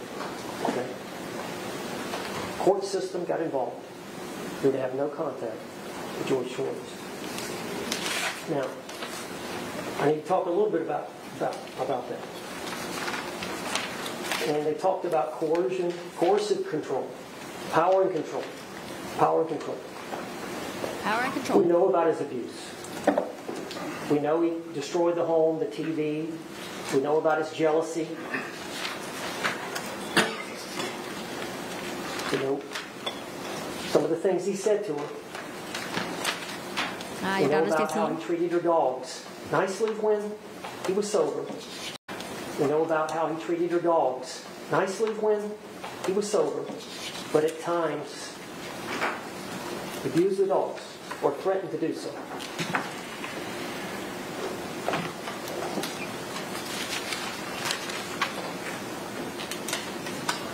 My Owens. We'll be nice to your Owens.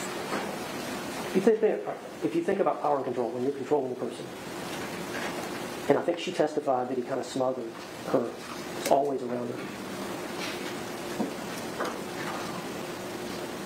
Part of his fear was her realizing that she'd had enough and to leave it for good. That she would get the strength over time if she had enough time away from him where she wasn't in control of it and he wasn't in control of it.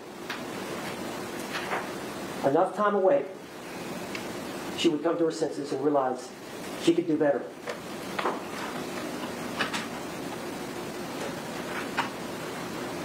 Judge had been given court orders all week. That didn't stop Judge Torres. Judge Torres knew he was going to lose control if she had a bunch of time away from him. She might move on. He was willing to violate a court order to maintain control. That's Judge Torres.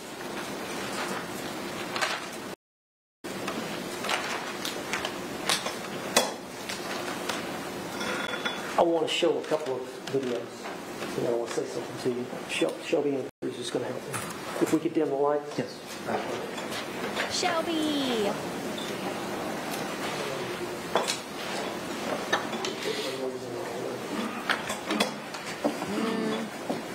Is it a TV breaking video? What video do you think Owens is going to show?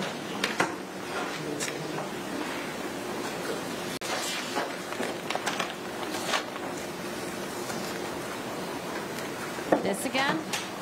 Are you sure? Okay. Do you understand? As of this moment, and until I can get you out, get the fuck out of here. You're a room. I dare you. Did you see him? Yep, look at him.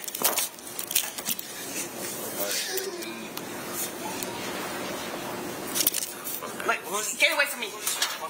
Get away from me. Get away from me. I'm gonna scream bloody murder. I'm gonna scream bloody murder. Did you see him flip the switch? In that instance? Where he lost it? Even though the video was going. Show the next one.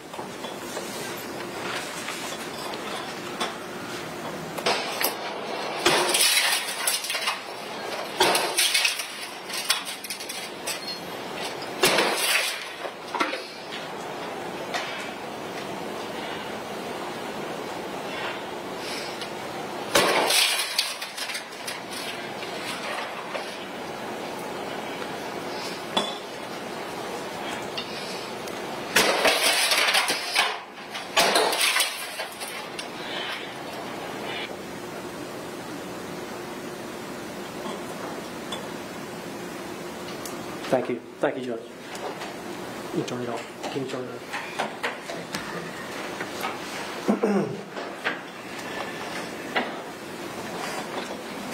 Ladies and gentlemen, I'm going to finish up right here.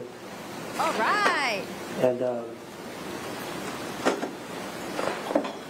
Sarah Boone, I've gotten to know. Objection. Improper argument. Sustained. Sarah Boone is like any other citizen.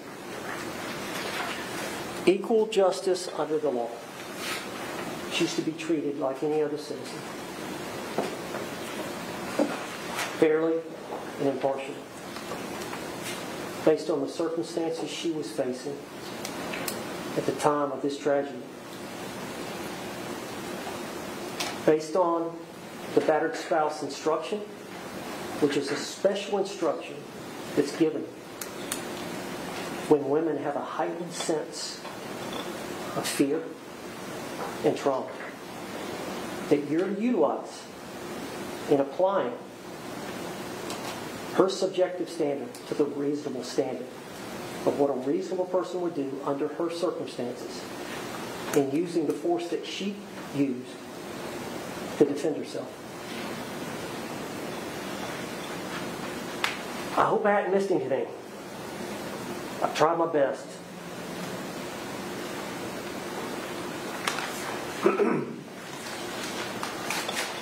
Sarah Boone fought back and survived. We ask that you do justice in this case and find her not guilty because the doubt is reasonable. I've tried to show you where the doubt was. I trust your judgment. We spent a long time picking the jury, 4 days. We trust you. We appreciate your service and your obligation to do your duty. You have the power and authority to right this wrong.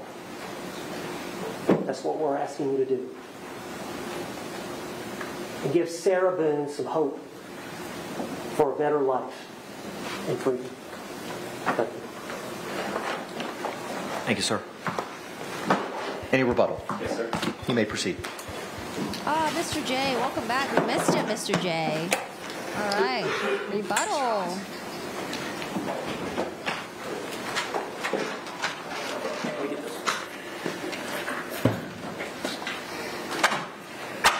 What is Mr. J's name? I don't know.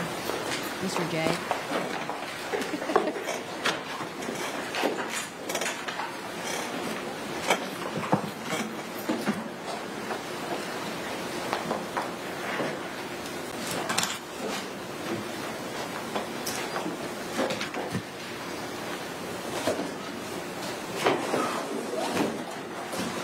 Mr. J does a really good job, and I highly recommend watching it to the very, very end. Listen to what he said and listen to what he told the jurors. Some of the things were, I don't know, throughout the trial, I was kind of echoing, like wondering, maybe it was this. What if this happened, and what about the neighbors? Shouldn't we talk about them again and how it's inconsistent with Sarah? Who should we believe? Like, I don't know, a lot of the stuff I just had saying over and over again. I think Mr. J did such a good job at just basically everything that was like in my mind that I was thinking. He like wrapped it all up and threw it in his closing argument. So definitely, I don't know, you guys enjoyed.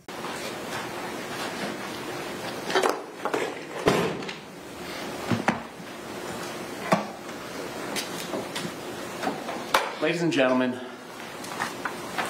George Torres is dead because the defendant believed he deserved to be zipped shut in a suitcase so that she could make him feel how she felt when he cheated on her, when he choked her, and to hold him there as a captive audience, according to her testimony. Now he has to listen to me. Well, right out of the gate. I don't know what happened to Mr. Henderson, unless Mr. Henderson's supposed to say something after. No, I think the state gets the last word. I don't know what happened to Mr. Henderson.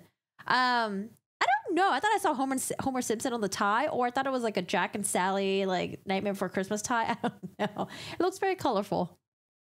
Looking colorful up there.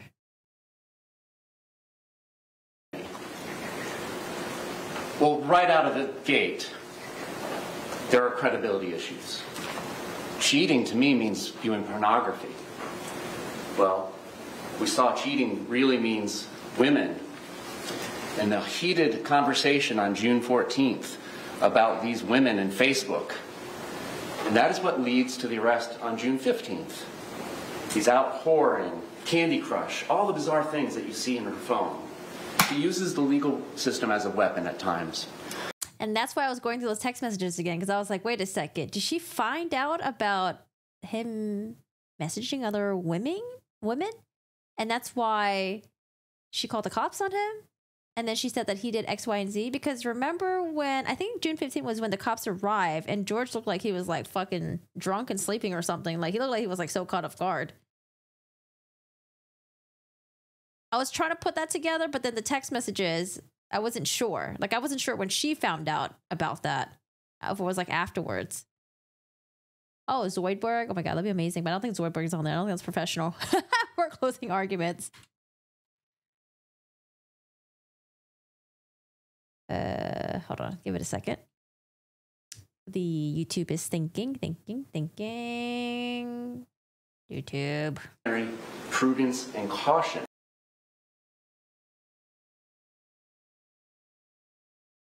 Hello?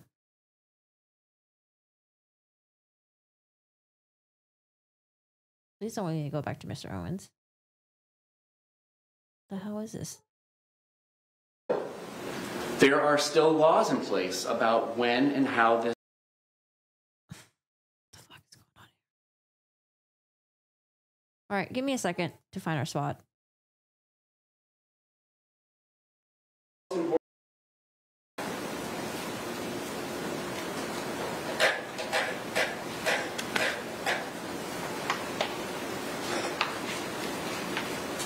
Oh, it's working now. Okay. And it is over nonsense. It is smashing TV. No, no, no, no, no.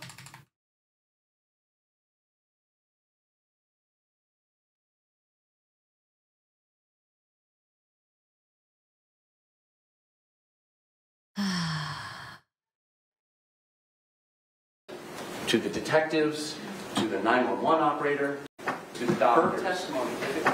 Her testimony, if it is to be believed, the most favorable light that she has presented of herself, is that at the end of a Sunday fun day, where we are drinking, we're outside by the dartboard, we're doing puzzles, we're doing arts and crafts, and there finally comes a point in time where we're going to play hide and seek. And he says, "Tag, you're it." Even though she's it, she goes upstairs, hides in the shower, eventually gets tired of being there, it's cold, so on and so forth, and she comes back downstairs. And as she comes back downstairs, she can see Mr. Torres fiddling to play. Okay, here we go. I'm sorry, guys. I'm sorry about that. I got to the place where we're at. Okay. And we'll catch up. We saw cheating really means women.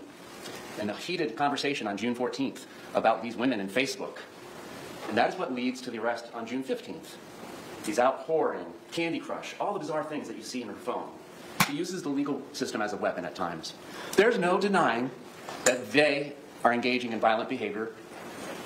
And it is over nonsense. It is smashing TVs. They call the police and then they're standing there looking bewildered about what to do and who to say and laughing and joking. Ladies and gentlemen, the courtroom is the place for justice, not a suitcase. The reason we have a jury system originally started with the idea that the king, the crown in England, shouldn't be able to go and incarcerate citizens on his whim. So it developed into a system where citizens would have to say, yes, you can take our fellow citizen. But the opposite is also true. A citizen cannot take another citizen's life because he or she feels like it. That, likewise, requires a jury to decide that it was objectively reasonable for a person of ordinary prudence and caution. Like Mr. Cacciatore argued earlier, battered spouse syndrome is not a license to kill. Past grievances, even being stabbed in the leg, so on and so forth, do not give her the license to kill. There are still laws in place about when and how this can be done in a justifiable manner. I want to talk about the most important jury instruction in this case that has not been discussed very well, or thoroughly. Excuse me.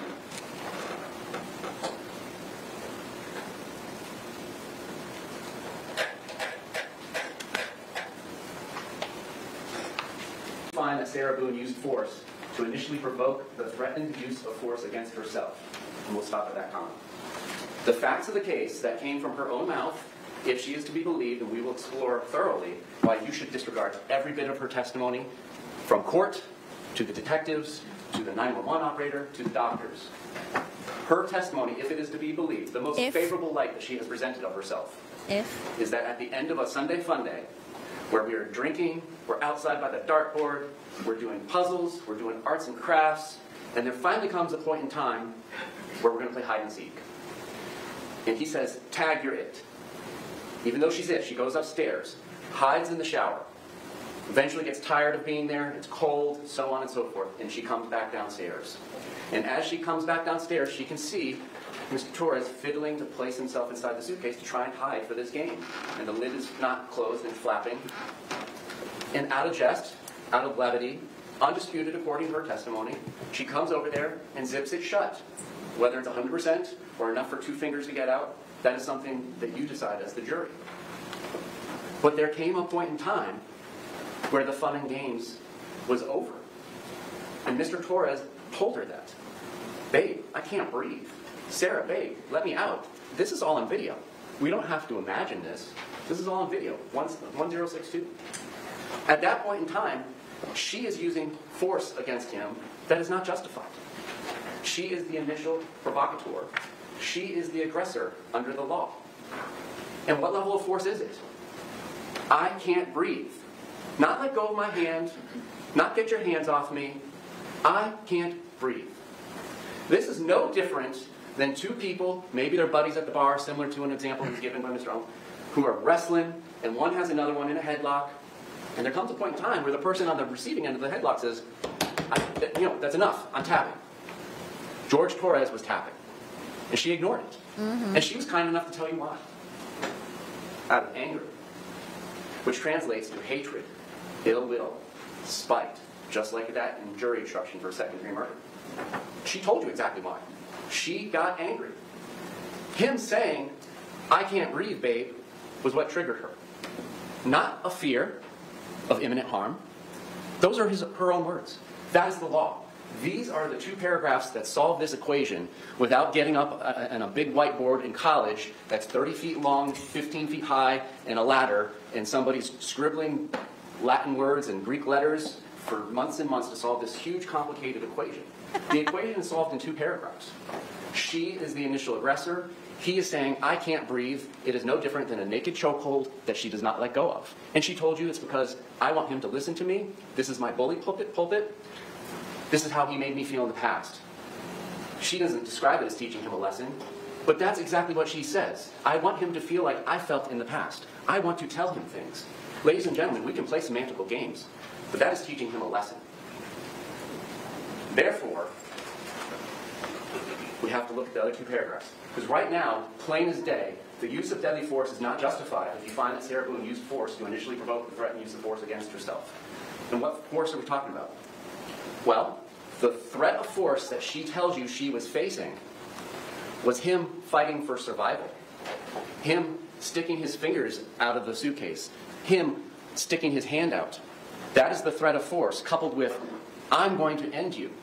Well, ladies and gentlemen, she is the initial provocateur. She is the one using deadly force against him. If I have somebody in a rear naked chokehold, they are entitled to use deadly force against me to break that chokehold, at least until we're separated. He had every right to say what he said. He had every right to exist and stick his hand out and try and survive to breathe another day. However, the use of force is not justified if you find that Sarah Boone used the force to initially provoke the threatened use of force against herself, unless she does one of two things. And she did neither. Not even close. The threat of force asserted towards the defendant was so great that she reasonably believed that she was in imminent danger of death or great bodily harm. All right, let's give her absolutely every benefit of the doubt, which you should. This is a criminal prosecution. The state of Florida has alleged she committed murder. You need to do everything you can to look for reasonable doubt. But a reasonable doubt is not an imaginary doubt, a forced doubt, speculative doubt. So accepting that all of their past history, accepting the doctor's testimony, and the limitations on what they reviewed compared to what we reviewed. We did a much more thorough review of the relationship than any of the doctors did in this case. So let's give her that first clause. Because of their past relationship, with George now fighting for his right to exist, and saying that he will end her if he gets out, we'll give her that. But just like Mr. Cacciatore mentioned earlier, lawyers' words mean things to us, and they mean things to everybody, but really to us. Or an and. There's an and. Had exhausted every reasonable means to escape the danger other than using deadly force on George Torres. She did not use every reasonable means to escape the danger that now, after provoking him, that he was presenting to her, according to her. She didn't pick up her cell phone and start walking, call 911. She didn't do anything other than, if you believe that is why she called Brian Boone, made a phone call to Brian Boone, and unfortunately because of past history, he just ignored her drunken phone call. She did not exhaust every reasonable means to escape this danger that she created. She started it. She created this. Other than using the deadly force on George Torres. Now, this is a weird situation. This is not a rear naked chokehold. This is a suitcase. or as Mr. Cacciatore said, a box, or actually more aptly described it as a coffin. And when you secure somebody into a box or a coffin, you can still exert that deadly force on them from a distance. I'll give you a quick example from a couple of movies that I love. In 1977 in May, a movie came out called Star Wars. They eventually called it Episode 4. In the first scene, there is this large, imposing figure that wears black armor. He is a government agent, and he is looking for some stolen classified documents. He picks a man up who he believes is responsible for this treachery and breaks his neck and chokes him to death when he doesn't tell him where the plans are.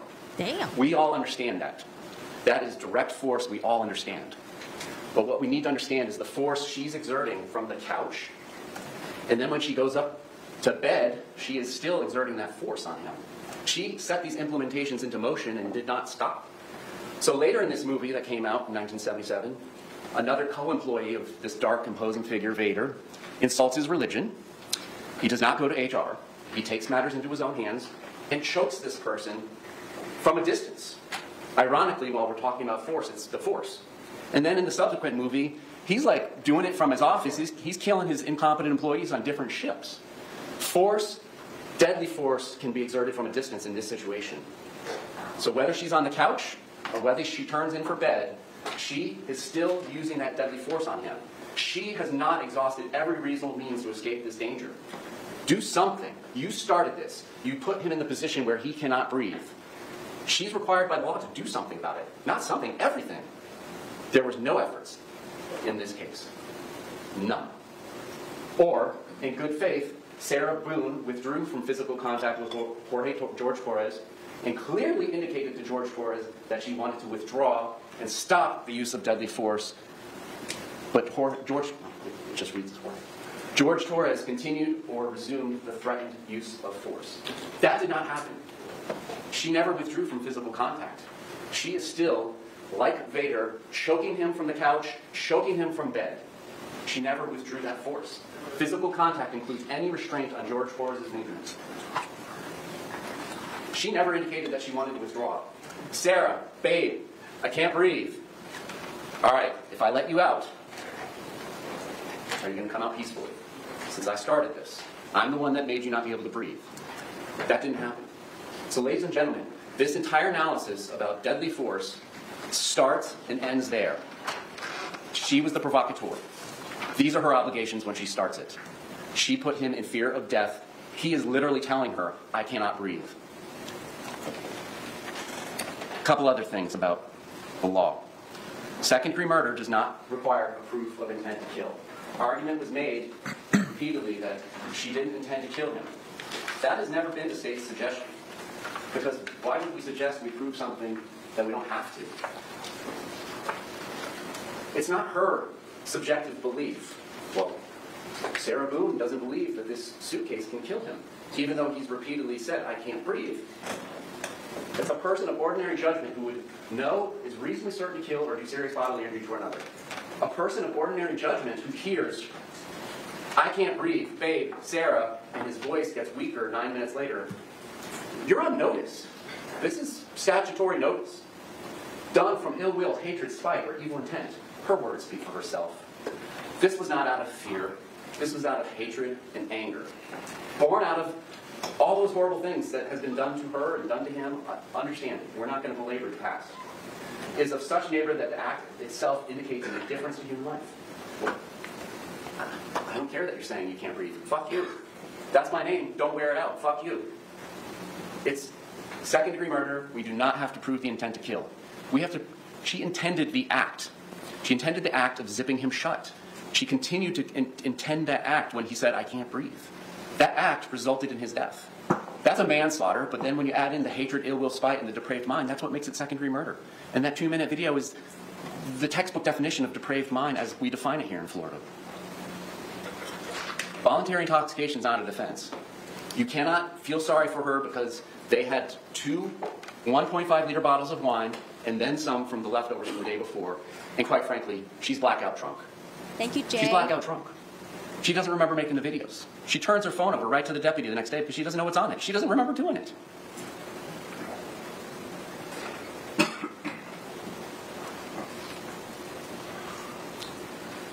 Another Angie. thing that we just haven't talked about much is her story. She can't be up in the shower hiding and taking a picture at 11:03 p.m., 9 minutes before the video. That portion of her story just doesn't add up. And what it shows is it's more like 20 minutes instead of 11 or 12 minutes that we know he's trapped in what turned out to be his coffin. Let's talk about her testimony at trial. And we'll talk about all the problems. Do it. A lot of her issues Inconsistencies. predated her relationship with Mr. Torres. So it's not attributable to the trauma from Mr. Torres with all the luggage she brought into the relationship. And listen to the way she talks. It's not splitting the bills. It's helping without argument. It's not cleaning up and doing Sunday chores. It's cleaning up so we can relax. It's a reward. She talks about him like he's a child. I need to lead him to the next activity from one to the other. And then you saw all the videos, and I'm not going to belabor it, that we showed in rebuttal, but the relationship and the power dynamics speak for itself. He was treated like the third dog. And it might very well have been a dog that bit and was violent, but he was treated like a dog. Why are you leaning against my door? Get out of here. Go downstairs. You're worthless. You're garbage. They showed the part of the video where he slaps the phone, but that's after 5 or 6 minutes of being berated and dehumanized in a way that nobody should be treated. He just wanted to get in bed and lay down next to his fiancée. Instead, get away from the side of my door, you useless dog. I thought it might be a good point in time to listen to the music. You know, when does Mr. Torres get to decide what to do? I mean, she paints this picture that he goes off and does all these things on his own, goes and buys wine when he's not supposed to, does all these things when he's not supposed to, but when does he get to do what he wants? Suitcase downstairs for a week so they can donate it. What was in their lives that was preventing them from getting that suitcase to the Goodwill or whatever? Neither one of them worked. True. What's going on? Lucas is over there on Mondays and Tuesdays. The story about the suitcase having already been down there is quite suspect, and we will get into that more. But again, it's not we went on a trip together, we had a great time. It's, I quote unquote, I recently took him on a trip.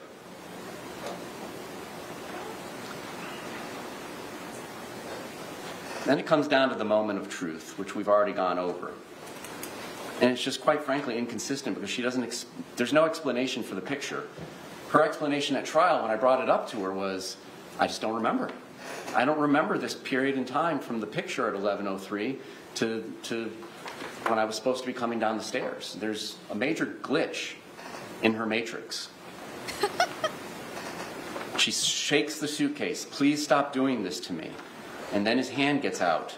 Now she's the point in time when she gets angry and doesn't do what the law requires after basically choking him with his coffin. Beats him into submission with the bat and turns it back over. For the first time ever at trial, she says, I'm going to fucking end you, is what he said. She never told that to even her doctors. We've heard the arguments why she didn't tell the truth to the police and all that. And there's a lot of truth into the argument that was made. There's a lot of truth. When the argument is made that she didn't understand self-defense, what that means, what it comes across as, she makes this story change as she learns about it.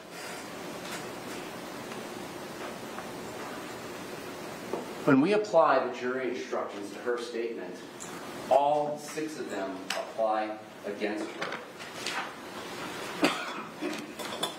The Matrix movie with Keanu Reeves. Turtle cookies. Won't belabor this since it was discussed earlier, but did the witness have an opportunity to see and know the things about which the witness testified? Even at trial, she admitted that she was intoxicated for the first time. She went back and forth with the police about whether or not she was intoxicated and her standard of drunkenness and whatnot, but she was so intoxicated that she still felt the effects of it at 1 p.m. the following day. The medical examiner told you that alcohol dissipates in the average person. Everybody's different. Tolerance, all sorts of things come into play. But on average, 0.015 grams per deciliter will dissipate every hour. So you can do the math. 0.015 times 14 puts her at 2.5 times the legal limit. For those reasons alone, you should not believe anything she told you. You should not believe anything she told the police. You should not believe anything she told the doctors. She was at 2.5 times the legal limit. She has a gap in her memory that's unexplained when I brought up the photograph at 11:03. You can't have it both ways. I don't remember 11:03 to 11:12, but I was upstairs in the shower hiding.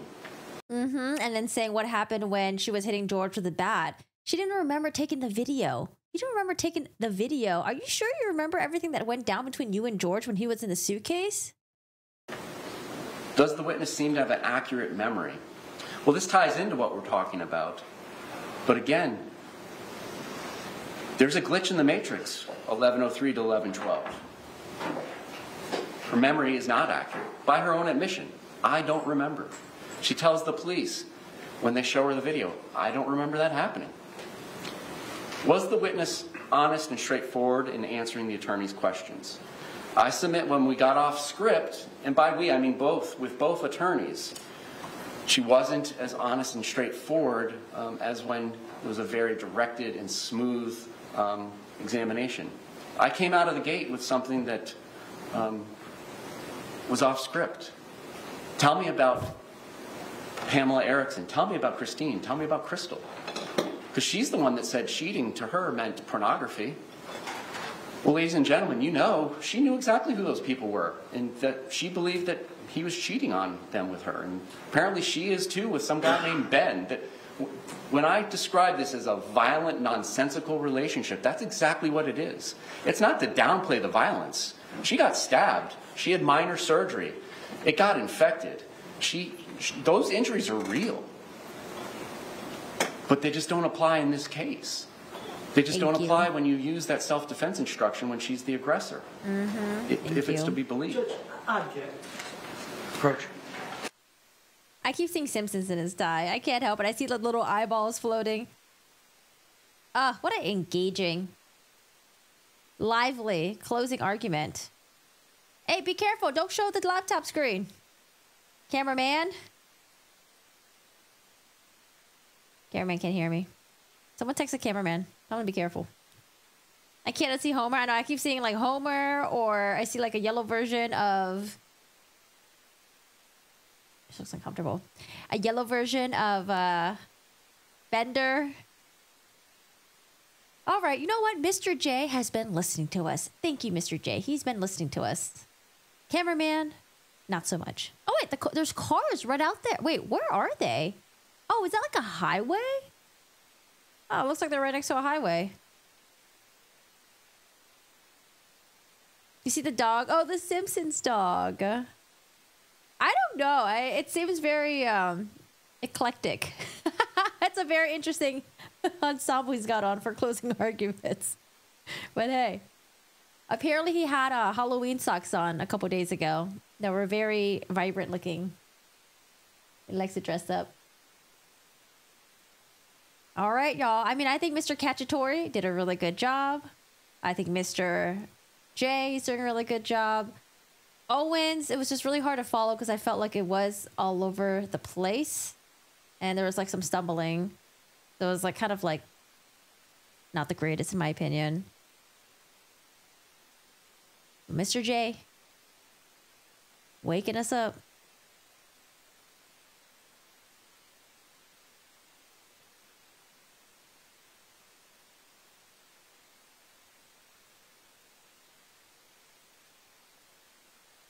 And I think it's good. I think it's good that he's acknowledging that the injuries that she had. Like, oh yeah, these are real fucking injuries. Yeah, she had to get minor surgery and then it was fucking infected. Like, yeah, it's pretty fucking bad. So it's good that he's acknowledging that. However, I really like how he prefaced the February 2020 day with, if you go with her version of events, putting her at the best light, this is what happened. Objection's overruled. Oh, sorry, Mr. Owens. Objection overruled.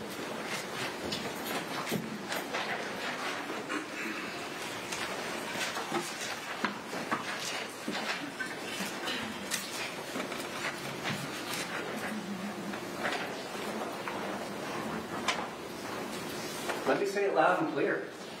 Battered spouse syndrome does not have any effect on this case. It has no relationship to this case because she is the aggressor. She zipped him shut in the suitcase after he said, I couldn't breathe, she wouldn't let him out. Therefore, all of the instructions above that paragraph of however do not apply. They do not apply. Now, turning back to what I was saying, did the witness have some interest in how the case would be decided? Well, of course. 3 out of 4 panels that y'all came from indicated to the judge fear of punishment was more important than the fear of public speaking. It speaks for itself. She has an interest in the outcome of the case. Now let's talk about, does her testimony agree with the other evidence in the case? You do not have to accept this story. Let's pretend, as you should, because all 6 of these things, we haven't even gotten to the inconsistent statements. Let's pretend her testimony doesn't exist, and you just have to look at the circumstances.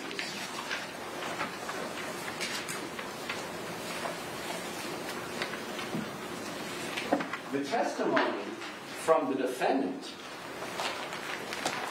is George Torres' head is here. You can stand if you need. You've been sitting a long time too. His head is here. His butt is kind of down here. His feet are here. And his hands and his knees are up here. He's in the fetal position, if we remember right. The hematoma on his head is on the left side. The bruises, the deep bruises on his back, are on his left side. That's... Oh, man. Is that where the bars are? That sounds pretty... I thought it was a soft shell case all around. That sounds pretty hard, too. I don't know where the bars are. You hear that? That's solid. You don't have to accept that she put those marks on him while he was in there. The evidence doesn't support it. You can conclude she used this bat when he was outside the suitcase. You don't have to believe her when she said they were playing hide and seek. Oh, man, I should have had... Why? I lost trust in him for a second. You know, when he was... some parts of the cross-examination, I thought he missed a lot of stuff. But you know what? He was going to wrap it up. He was going to wrap it up, okay? He was going to bring it all in and put a picture together. Because here's the thing. I was like, I don't know, man, those bruises... I don't know. They look pretty fucking gnarly, okay? The way that she described them, deep, very deep in color, deep bruising, like... You don't have to believe her because she doesn't know the rules. She came downstairs, saw what she had done, and had all the opportunity in the world to clean up whatever mess may have been at the bottom of the stairs. But, ladies and gentlemen, physics doesn't lie. She can't expect you to believe her testimony about the loud boom being the day before compared to her 2 neighbors who weren't drinking, who have no interest in the outcome of the case, who suffer from none of the infirmities of her testimony. She suffers from all 6 infirmities. When her neighbors say there was a loud boom that night, there was a loud boom that night. Did it shake the wall they shared in common? It shook the wall that they shared in common. Did she have any injuries consistent with being dragged up and down the stairs the night before? No. You saw the pictures the CSI took. Yeah. You don't have to accept her story about hide and seek. Yeah. Something made that loud boom. It takes energy to make a loud boom. Energy that could very well be in the form of somebody going down some of the stairs, all the stairs, in the suitcase, out of the suitcase. But that's what the evidence supports, is there was a loud boom that shook the walls and interrupted a FaceTime conversation that was so loud that the girlfriend on the other end heard it. Mm-hmm. Something loud happened. And then there was silence, according to the witnesses. And they can argue that Juan Torres' testimony was great for them. It's great for the state. She was screaming at him already at 7:30 p.m. She was already on her bully pulpit. And we know she doesn't need to put him into the coffin to get on her bully pulpit. There's video after video of her on her bully pulpit telling him how it's going to be, how you're going to live your life. Go take a walk. Do this. Do that. You don't have to accept anything she said. It's inconsistent that he received the hematoma to his head, his bloody mouth. How is his mouth getting bloodied inside the suitcase? That's protected from her and her bat. But that suitcase, a 100-pound drunk woman is not beating through the wood of that suitcase or whatever it is that's making that noise when it's thumped. Ladies and gentlemen, those injuries happened outside of the suitcase. Ladies and gentlemen, somebody or something went down those stairs. She has no injuries consistent with going down the stairs. He does. He has blunt force trauma all over him. You don't have to buy her story, and you shouldn't. The inconsistencies, I'm not going to belabor it. Your dinner is waiting him back. Let's just briefly talk about the experts, and we'll move on to the end. Dr. Brandon was absolutely fantastic. He explained everything that you all needed to know about battered spouse syndrome.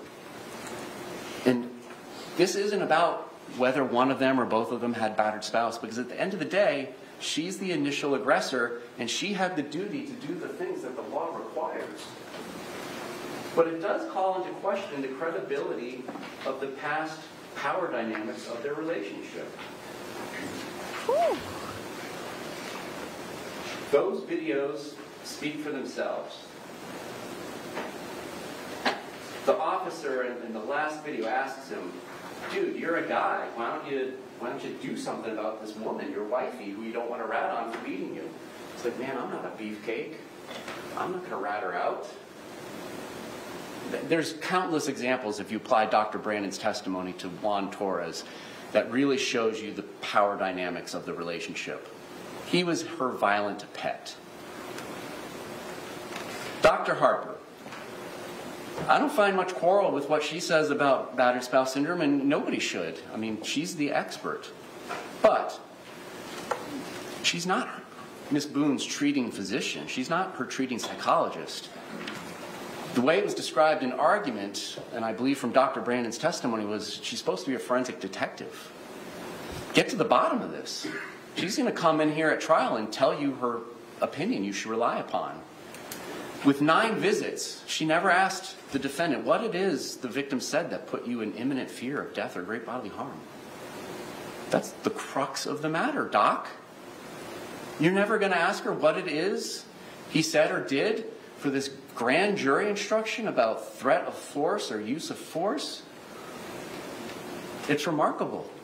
And, she didn't review everything that was presented to you. At the end of the day, it's your opinion that matters about this relationship. And again, we agree with Dr. Werner. It doesn't matter. She had the duty to retreat. She had the duty to take the chokehold off. And if it was too dangerous for her to directly take the chokehold off, she had the duty to do something else, everything in her power, to stop him from dying because she started it. She set it in motion. She used the force grip on him from a distance, the couch and from bed. It was her obligation to stop, and she didn't. But Dr. Werner, she was called by the state of Florida after having evaluated and listened to the defendant give a similar story and concluded battered spouse doesn't apply. So she was never asked to delve any deeper into it. Given the information that she did have, the limited information, she agrees, yes, Ms. Boone has battered spouse syndrome, but it doesn't apply to the case because she was the aggressor and she did not fulfill her obligations. And really just your gut common sense. Go back to jury selection. In jury selection, there was examples about bullies day after day doing something to somebody. And somebody raised their hand and said, don't they have to do something that day? Don't they have to do something that day? And he didn't. After he was put in fear of death and told her he can't breathe, the imminent threat of great bodily harm and death she is describing to you is him fighting for his life to escape. She did not fulfill her obligations. There's details that matter. Again, it's not to belabor it. I mean, the evidence in the body-worn camera and the 911 calls, it's not offered to prove the truth of the matter as who stated what. Who knows what happened between these two? You see them with the police. Can't believe anything they're saying. It's not offered to prove that she's a bad person. It's not offered to prove that Mr. Torres is a bad person. It's simply offered to call in question the reliability and credibility of what she said about the past. That's all that it's there for. But there are some nuggets and some Easter eggs. There was an argument made during closings that Mr. Torres knows not to do anything when being videotaped. Bizarrely, shortly thereafter, they showed a very edited clip of him attacking her and slapping the phone out of her hand. He knows he was being videotaped, and there was another video like it too. So to make the argument that he doesn't do anything, he's a good boy when he's being videotaped, it's belied by their own argument. They showed one of the videos. Learned helplessness. She seemed to control everything. I mean, his birth certificate, it gets torn up when he doesn't comply with her wishes. You'll see the rest of the text messages if you choose to delve into them. But I would suggest you don't have to, given the jury instruction about aggressor. Ladies and gentlemen, this has been a long 2 weeks, and you are making a very, very important decision for Ms. Boone, and a very, very important decision for Mr. Torres and the state of Florida and his family. He's dead. She killed him. She's admitting she killed him to have this affirmative defense if I was justified. It was not justified under our law. She does not get to decide that she has a license to kill because of her past grievances. The law requires her to stop using the force that she started applying to him. And she didn't. She didn't withdraw. She didn't tell him he was withdrawing. She didn't use every means available to try and stop this from happening. She didn't. And you know what was in her heart. She tells you. It's hatred, ill will, spite, and venom. This is not a self-defense case under the law. Go back and follow the law. You cannot feel sorry for her. You cannot feel sorry for him. You cannot feel angry at her. You cannot feel angry at him. It's maddening to see their relationship. It is maddening. Nobody would want this life for yourselves or your children. It is violent nonsense, but it does not affect what she did and what her duties were under the law that night. She wanted to punish him. She did, and then she left him there. And she had an obligation, if you even believe her story about the imminent threat for him fighting for his life, she had an obligation to do something about it and not just go upstairs and let him suffocate. Thank you. All right, y'all, we're almost at the finish line. The judge is going to give the jury their instructions and give them the verdict form so they can go back and deliberate. And for those of you guys who don't know the answer to this, put it in the comments below. How many hours do you think they were going to deliberate for? Because I was like, they're getting a verdict today. They're getting a verdict today. Some people, I think a lot of people actually thought the verdict was going to happen on Monday. But let me know what you guys thought, how long the verdict was going to take, because, you know, I felt like it was going to be very quick. Nice job. Thank you both. Members of the jury, I have some additional instructions to read to you. I don't know what happened to Mr. Henderson. If you would be so kind to turn to page 21 of 22. Instruction 3.12. Verdict.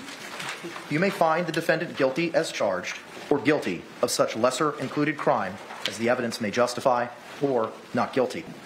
If you return a verdict of guilty, it should be for the highest offense on the verdict form that has been proven beyond a reasonable doubt.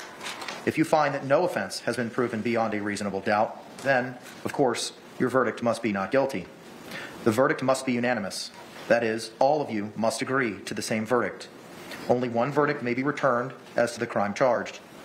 The verdict must be in writing, and for your convenience, the necessary verdict form has been prepared for you. It is as follows. If you're looking for it, if you don't have it, I do. That's why we only have one.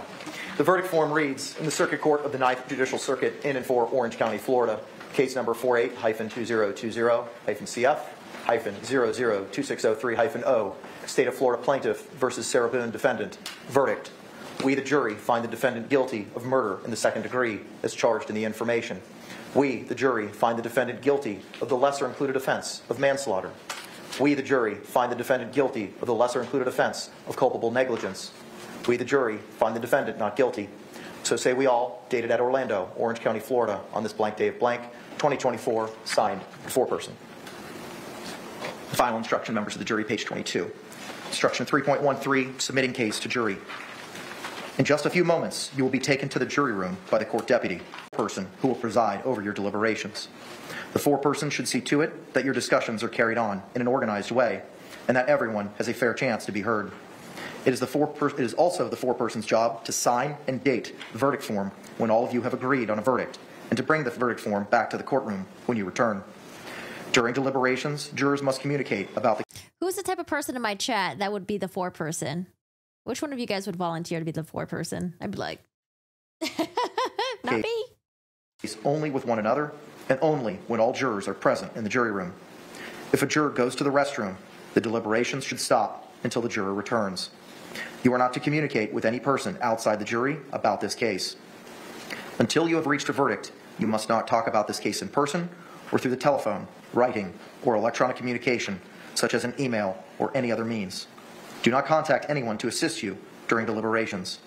These communications rules apply until I discharge you at the end of the case. If you become aware of any violation of these instructions or any other instruction I have given in this case, you must tell me by giving a note to the court deputy. Many of you may have cell phones, tablets, laptops, or other electronic devices here in the courtroom. The rules do not allow you to bring your phones or any of those types of electronic devices into the jury room. Kindly leave those devices on your seats where they will be guarded by the court deputy while you deliberate. If you need to communicate with me, send a note through the court deputy. If you have voted, do not disclose the actual vote in the note. If you have a question, I will talk with the attorneys before I answer, so it may take some time. You may continue your deliberations while you wait for my answer. I will answer any questions, if I can, in writing or orally here in open court. During the trial, items were received into evidence as exhibits. You may examine whatever exhibits you think will help you in your deliberations. All exhibits, with the exception of Exhibit 10, which purports to be a wooden baseball bat, will be sent into the jury room with you when you begin to deliberate. If you wish to see Exhibit 10, which purports to be a wooden baseball bat, please request that in writing. In closing, let me remind you that it is important that you follow the law spelled out in these instructions in deciding your verdict. There are no other laws that apply in this case. Even if you do not like the laws that must be applied, you must use them. For more than 2 centuries, we have lived by the Constitution and the law. No juror has the right to violate the rules we all share. The parties approach. Yeah, I see a lot of me in the chat. I'm too lazy. I'll have like bursts of times when I want to be a leader, and then I'll just be like, no, I'm lazy. Fuck off. Oh, man. All right, let's see what the poll says. When do you think there will be a verdict? 49% of you guys said Monday. Members of our jury, I want to take a moment and thank you for your time, your service, and your participation in this very important process. Oh, you know what? That's because I thought they were going to be done with the closing arguments by 4 o'clock local time. I forgot that it's 7 o'clock over there. Okay. Now that it's late, yeah, it might be Monday. I was thinking today. As I said to you last week, be it Monday or Tuesday, maybe even on Wednesday, without your sacrifice and your service, the wheels of justice would simply come to a screeching halt. And on behalf of myself, the state, the defense, and Ms. Boone, we thank you for that sacrifice. With that, jurors wearing badge 295, 9, 569, 515, 130, 249, and 448, and 110, who successfully served as our alternate jurors in this trial. I wish I could give you more than my thanks and a hot meal that's waiting for you, but I do thank you for your service and your sacrifice. Courtroom deputy is going to take you out at this time so you can collect your meal, and I'll meet you back there momentarily to give you your jury certificates. Thank you for your service. Thank the rest of you, y'all, jury. if I didn't call your badge, you need to hang out. So they are the alternatives. All right, 493 votes, 94 votes. Oh, someone just unvoted back to 93. Oh, no, they voted again, 94. Thank you. All may be seated. I'm gonna say Monday. For you six, you are that will be deliberating in this case. I thank you again for your time and your service. The exhibits will be brought back to you momentarily, and a meal is waiting for you. We will work till approximately 10 o'clock tonight if you do not render a verdict before then. 3 hours. And I thank you again for your time and your service. I'm going to ask the courtroom deputy to go ahead and take you back now to the deliberation room. 3 hours. Wait, did they get a hot meal or not yet? Because I would be starving if I was over there. All right, more people are saying Monday. All right, Monday. I don't know. I'm saying today. I'm saying today. You can bring your phone with you. There's a basket that the deputy will take and collect for you. Thank you. I would just say for the free food. I don't know. When he said hot meal, that sounded so enticing. Better not be no cold sandwiches. Yes. I mean, have your Discord notification on. That's when I'll go live. That's what I usually do. I'll do a Discord notification once we hear if there's a verdict, and then we'll go live. You all can be seated. Thank you very much. I'm gonna stay around and wait for the verdict. Did you intend for the jurors to take the notes into the deliberation rooms? Yes. Okay, I would object to that on the grounds that it allows one juror to potentially assert that their notes are better than others as opposed to just relying on their memories. Any response? Really? State. That's not the law. There's a verdict form. There's an instruction that I read specifically on that, sir, that no one juror's notes should trump another juror's notes or their memory. So your objection is ruled. All right, nice try, Mr. Mr. J Beck. and or Mr. Cacciatore, do you have the clean laptop for the review? Oh, I don't know if you heard him. So he objected having the jurors bring their notepads back to the deliberation room. He doesn't want one juror to assert that their notes are better than someone else's, and therefore it takes superiority. I'm like, dude, then what's the point of them writing those notes? Let them take their notes back there with them. Oh yeah, you guys have your pagers on. Have your pagers on. I'll beep you guys when the verdict is in. Okay, get your pagers on. Beep, beep. By the defense. While we're putting that together, can both the state and the defense review all exhibits that were entered into evidence and confirm they are what they purport to be, so that all exhibits that were entered, with the exception of Exhibit 10, the bat, would be sent back to our jury? Why would they have notepads in the first place, Glenn? Lol. Yes, please. I don't know. Because I'm pretty sure you can't take those notepads with you on your breaks. You can't take it home. You can't review them. You leave them there. I don't know. Do you think Sarah's heart rate? Do you think she's nervous? I don't know. Do you think she's nervous?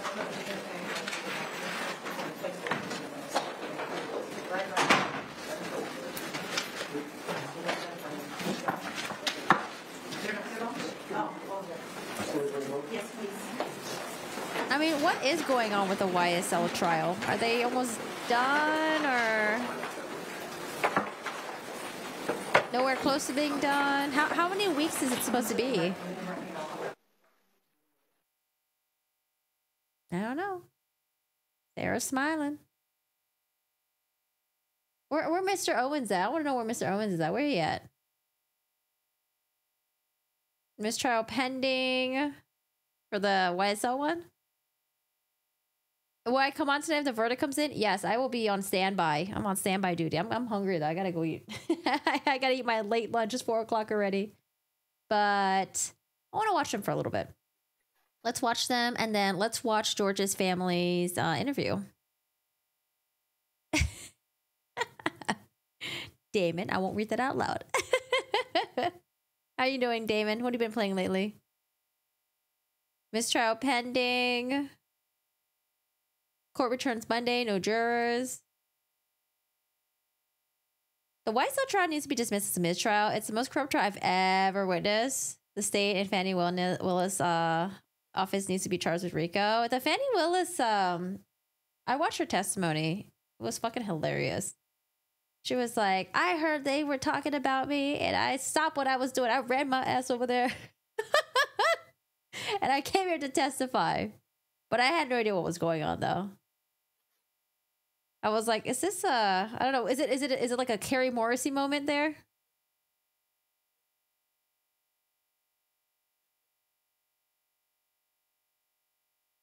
Leilani Simons. Oh, there was 20 charges in that. Wow.